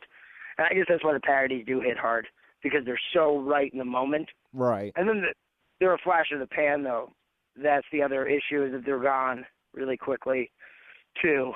So it'd be nice to have material and videos that will be funny and whenever you watch them. Timeless but at classics. the moment, I think I'm having, at the moment, I think I'm just having success with in-the-moment stuff. I'm just kind of realizing this as I'm saying it and getting really depressed. Nice. Oh man, don't get depressed. No, I like it. It's like it's a revelation. This is some revelatory stuff. Yeah. How about you, man? What's your deal? What do you tell me a little bit about yourself? Well, your deal? I know it's not the thing, but right. I'm no, curious. You're fine, man. No, I just recently got promoted at the credit union. I am now a manager of tellers at a credit union. Oh my gosh. I know. No, this is like. Congrats. Thank you. I appreciate it. No, we had. I had a co-host. And we used to do a couple of these, but then we had the movie audio in the background, and that's illegal apparently. I mean, I didn't find that out by getting sued, but we just stopped. And then he started doing school, so I kind of restarted the thing on my own. This is like the 12th episode. Or so. That's great. Yeah. That's great. And is comedy a passion, or just movies, or for sure? Or do you love working at the credit union? Yeah. And you'd rather be doing, or both? That's not it. No. I enjoy movies like most of all, but then like comedy, it just kind of lends itself to like The idea of the show is we sit around and shoot the shit and get like drunk and kind of stoned, movie buzzed. Huh. So, it lends itself to comedy. Like we thought we were funny enough to start a show, basically. Yeah. No, I think it's great. I think it's the blessing and the curse of YouTube and podcasts and all this is that everybody can do it, and that's the great thing. And the bad thing is that everybody can do it. Right. Yeah. So you got a lot of that much more competition, but that much more of an opportunity to get your stuff out there and have a unique take on it and stuff. It seems more legitimate now. Like somebody came at you like 10 years ago. I got a podcast you want to be on. Like, what the fuck is that? But now everyone's been on like every podcast, and like, I don't know. It's nuts. It's crazy. The community. It's pretty crazy. But everybody's got a podcast. I mean, especially in the stand-up community, I feel like everybody's got a podcast. Yeah, but it seems like the getting drunk kind of, it's kind of a popular thing now. People are into medical marijuana and stuff, so, I think people have always been into marijuana. Now I guess it's just medical. Yeah, in some places. But you're in New York. You're based out of New York, right? No, I'm in Indianapolis, Indiana. Oh, shit. Woo! A hotbed of action and excitement. No, you've been. I didn't realize you were in Indianapolis. Yeah, I did shows in Indianapolis. I was about to say that. Best time. You went to Crackers, right? You were playing at Crackers. I did do Crackers. Nice. And I also did the Comedy Attic in Bloomington. Oh, wow. And I just started kind of doing the road in the last year or so, and Indiana's been my favorite crowds, hands down. They're the nicest, friendliest, most supportive audiences. Just great people. I like Indiana a lot. I really want to go back. Yeah, I'm sure. It's pretty nice here. I enjoy it. The people here are like really good. My buddy and I we've written some comedy songs and stuff, and it makes it, less intimidating to want to go up there and perform because people are pretty gung-ho about anything, Yeah, they're really great. I mean, and I was in Broad Ripple. I had a blast. Yeah, it's a good place. I would go out after the shows, and I partied quite a bit in Indiana. Breaking news, 7 people were shot last weekend in Broad Ripple, and so they've closed down the main strip to traffic during weekend hours. So. Oh, Jesus. Yeah, you leave, and then you see it goes downhill from there, sir. You know what? And I think there was a shooting in Bloomington when I was there. Exactly, see? So just be careful around these parts. So maybe it's not as pleasant as I thought. I thought it was all these really nice Midwesterners. Yeah, but, speaking of violence, how do you deal with jokes that don't go over so well as you might have thought they would, like if you're trying them out during a set or something like that? I just kind of deal with it, I mean, sometimes I'll acknowledge, depending on how uncomfortable it is. Sometimes I feel like you gotta acknowledge that didn't work so well, and then that kind of gets a laugh. Usually, that kind of honesty. Right. You make you bring up Obama, even if it's whatever it is in somewhere in Minnesota. It's like you just immediately everyone tightens up and goes for their holster or something. Yeah. You just have to. You don't know what's gonna rub people the wrong way. You don't know how people are gonna react to certain things. Part of the what makes stand-up so frightening, but also what makes it pretty exhilarating as well. So you never know how things are gonna go. Jokes that you've done a million times that are usually your best material, sometimes in the wrong setting can just flat out bomb. And then new jokes that you just a brain fart, suddenly hit really hard, and then before you know it, it's in your repertoire. It becomes a part of your act. It's gonna be rough sometimes. It's really such an unpredictable, strange art form that I don't think other people, I don't think musicians have to experience it the same way. I don't think they have their own struggles. But I think there's something about comedy that is so painful a lot of the time. Because most of the time, especially when you're working on something new, most of the time it's not going to work. Yeah. Unless you really hit gold. Unless you really have something that feel strongly about, which I do maybe once a year. I think of an idea and I go, oh, there's no question, this isn't funny. And then I attack it with that kind of confidence. And maybe it's the confidence that sells it and not even the joke itself. Who knows? Who knows? I'm figuring it out. So how do you deal with people specifically that may not, maybe not just like the audience, but, hecklers or whatever, How do you have a process of dealing with those people, or you just give it right back to them, or? There's different kinds of hecklers. I'm not the attacking type, usually, unless you have to be, and I haven't had that kind of circumstance yet. Mm-hmm. But you gotta, I guess I've had, once or twice, you gotta try being funny, try to turn it into something creative before it comes to fuck you, and it shouldn't even ever come to that. You gotta really, because then you lose the whole crowd. Mm-hmm. Well, you want them to be on your team against this guy or girl who's disrupting the show because they think they're funnier than you, and and you gotta back them up. Yeah, like I've been to like a dozen shows or so, and there's like there's always somebody that thinks they're fucking funnier. They always like keep giving it back to him. It's like, oh my god, like you are totally embarrassing yourself right now. Right, you got to be sharp. You got to be sharp to deal with a heckler. That's something that comes with a lot of experience that I think I'm still working on. So, but I haven't had any horrible hecklers. I've just had people I've had to kind of deal with here and there, and I'm a big believer in just trying to play along with them to an extent, not give them.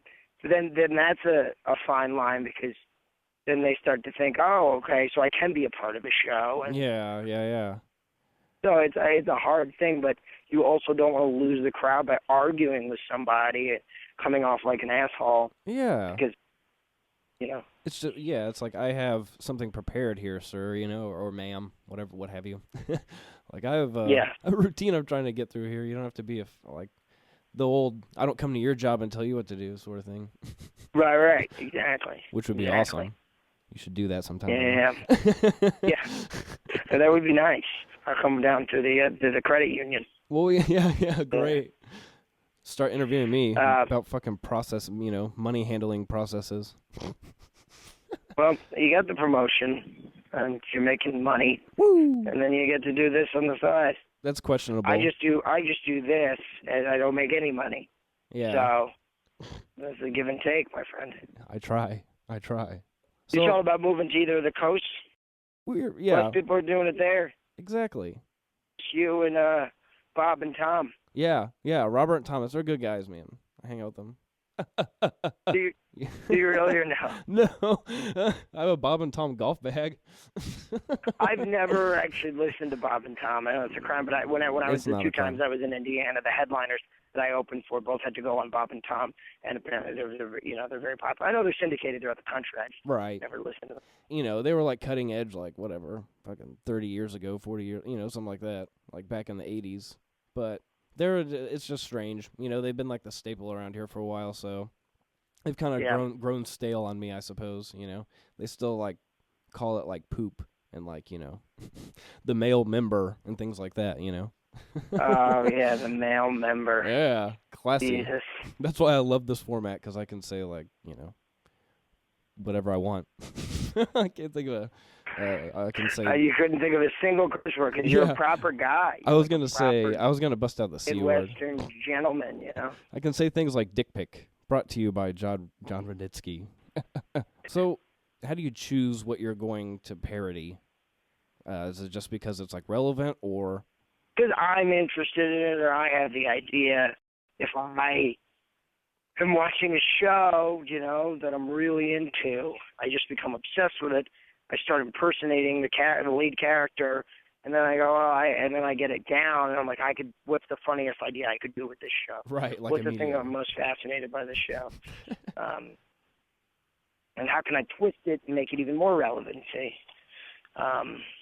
like Jewish Hunger Games was just an example of something I just thought of was a funny name. because of Yom Kippur. You know, I just thought of Yom Kippur, the Jewish Hunger Games. It just made sense, Hunger Games. It does. It was just a play on the title. But the House of Cards and True Detective were just shows I become infatuated with. And then the selfie song I saw once and instantly thought, why hasn't anybody done Dick Pic? And it was just that was the easiest, most straightforward, dumbest idea I've had. That easiest to write, that I knew if we made it, would get the most views of anything I'd done.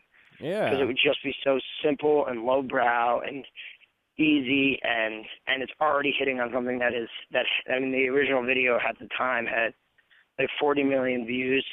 So I was like, we'll get at least 1 million. Yeah. You know, if we do Dick Pic and nobody's done it. It was like a hashtag protein. Yeah. Which I guess was like be the guy equivalent. Which I fucking hated. I thought it was so dumb. It's like the song's fucking so just dumb like and that. easy. Yeah. And then these other guys did a Dick Pic video after our Dick Pic video, and it was exactly what the bad version of Dick Pic would have been. Just the easy, most obvious, stupid jokes. And I was like, I just want to do, all right, you know. But the big joke was that these two guys seem really gay. Like a lot of the comments, you know, in the thing. And yeah, sure, probably. I mean, yeah, but that's funnier than like bros.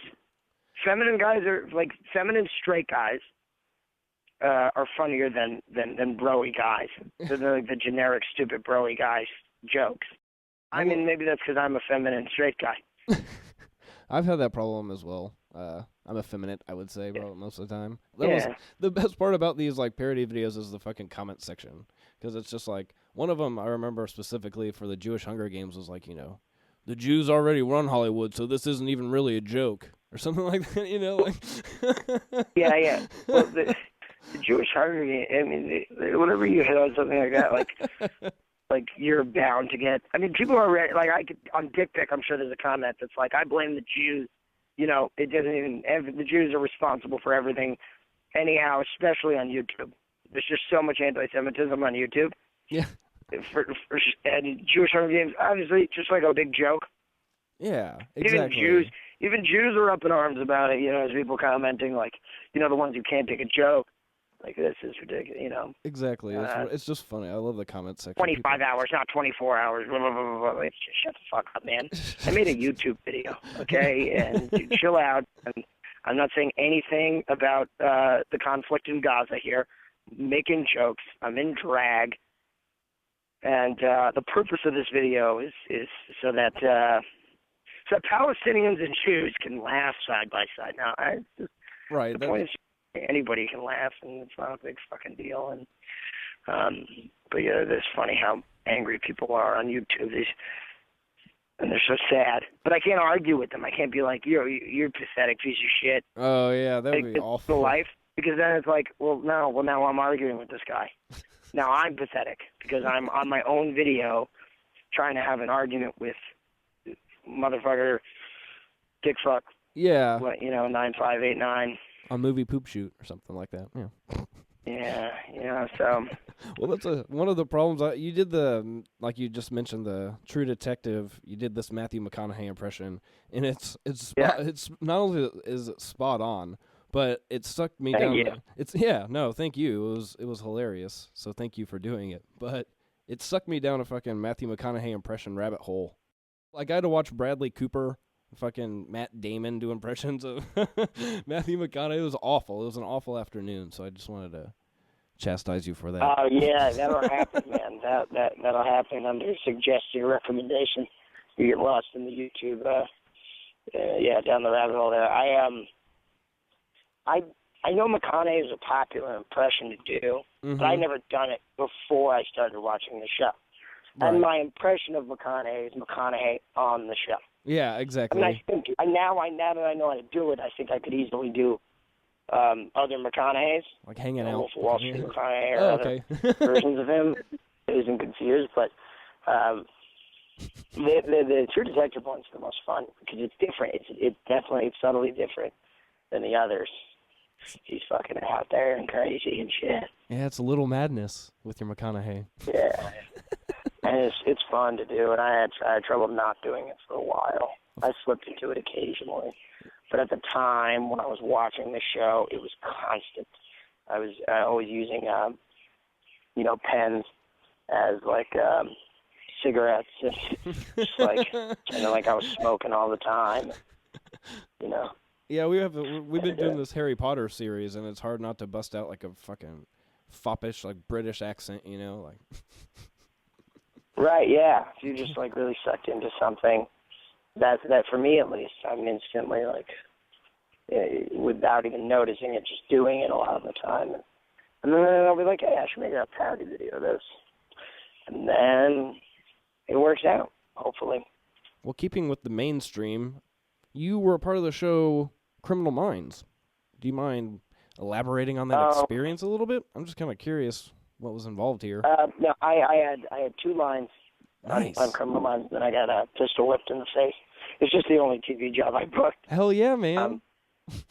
That's awesome. I mean, hey, yeah, it's something, yeah, and I'm very appreciative to the casting director who gave me my first gig. Nothing award-winning. That's pretty awesome, though. By any means, it's just me kind of. Actually, I made a joke in the casting room. Yeah.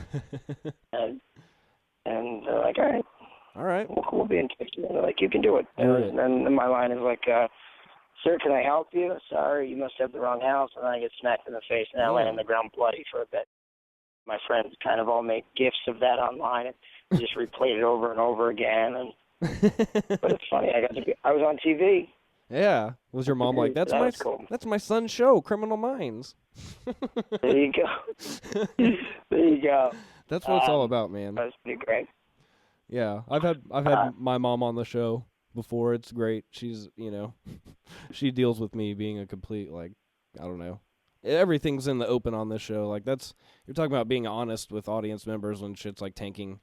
That's a big, like, theme on the show. We just try and be as honest as possible, so I think in the end. Your mom listens to this show, to your podcast? Sometimes. She was a part of it one night. I watched the Oscars for 5 hours straight, and I was like pissing in a 2-liter bottle because I can't, you can't pause the Oscars. So, and she was on the show. She kept calling in. She called in multiple times. That's very funny. Yeah, she's like, that's Sandra Bullock. Like, that's great. Yeah, my mom's highly entertaining. If she could be my co-host, if I had a podcast, she would definitely be my co-host. She's hilarious. She's funnier than me. Parents are good muses. People laugh all the time.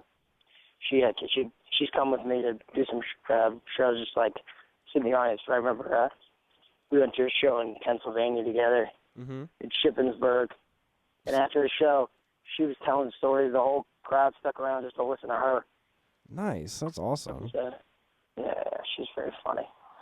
And she's proud of my dick pic. So. Like, yeah, she's stealing my spotlight, Mom. Yeah. Very cool, man. I noticed that on the IMDb page it says 2-Bit Waltz. You play the boy. I don't know if that's anything you want to talk about or anything that you have. I had a line. Again, I had a line in a movie. I'm yet to really book anything nice. too big. Mm-hmm. But my buddy Clara Mamet, David Mamet's daughter, I think wrote and directed that movie, and then my buddy produced it. He was like, "You want to come do a line in this movie?" I said, "Absolutely." I'm still auditioning for stuff. Hopefully, I book something from Dick Pic. Yeah, you guys see Dick Pic? But nothing crazy yet. Making that transition is tough. I don't want to be the YouTube parody guy forever. So. Right. No, I think you definitely have this. Maybe when this is in the archives years from now, people will be listening. Listen to this old interview with John Nitzy back when he hadn't booked anything. He got pistol whipped. He's fucking taking pictures of his penis online. Maybe if I make a second one, it'll just be my penis. Okay. So Dick Pic Part 2, look for it on YouTube. Check out John Rudnitsky's YouTube. Just my penis. Do you have any other projects, or are you going out on doing some? You just do shows? You said you had one going on. You just just booking shows in New York all week long. All the stuff, all the shows are on my website. The moment all that I'm doing, I'm in LA. I'm in Emory University in September. I'm coming there with Brent Morin headlining, and I'll be in San Diego August 1st and 2nd at Comedy Palace. So I'm making the rounds here. Very cool. Well, if you ever come to Indianapolis, feel free to drop me a line. We'll show you a good time, sir. Yeah, man, I'd love to come back and do Crackers. That's cool. Or yeah. the Comedy Attic. There's Morty's. Yeah, the Crackers or Morty's. Right. Or anywhere in Indiana, I'm happy to come and do. I love it there. Awesome. Well, thank you for taking the time to do the interview. I appreciate it, man. Of course.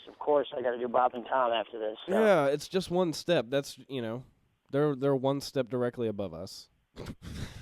Yeah, I think they're below you. I think you don't say male member. Male member. Right. You know? Right. Yeah. You can say other things on this. Man in the canoe or something. I can actually say clip. Yeah. There you go. I think you're onto something there. Yes, sir. Well, this episode will be out like Friday or Saturday, like this week. So perfect, man. Well, thank you so much. Yeah, for sure. I'll just send you a link and then whatever. We'll go from there. Holy all shit, right. I got a cat in my face. Right on, man. I shall talk to you soon. Yeah, enjoy the rest of your day. Man. Yeah, thank you for having me on. It was a blast. Cool. Thank you. Have a good one, man. And that was comedian John Rudnitsky on the Procreate guest line. You can find him at johnrudnitsky.com, or he prefers you to go to YouTube and search John, that's Jon, and Rudnitsky, Rudnitsky. And that, my friends, listeners, and co-host, is the end of the show. Josh is gone. I'm here by myself, so I'm going to send it off. Head on over to teamprocreate.com to find out about the show and other procasts. And you can find us on Facebook, Twitter at movie_buzz. You can email the show, moviebuzz@gmail.com. We're also on Instagram, so get a hold of us. Thank you for listening, and we'll see you next time here on Movie Buzz. It's time for Movie Buzz. It is time for Movie Buzz. Tell your mom, your sister, and your cousin it's time for Movie Buzz. Here comes your host, Zach, carrying a 6-pack. Come on over, enjoy the fun. It's time for Movie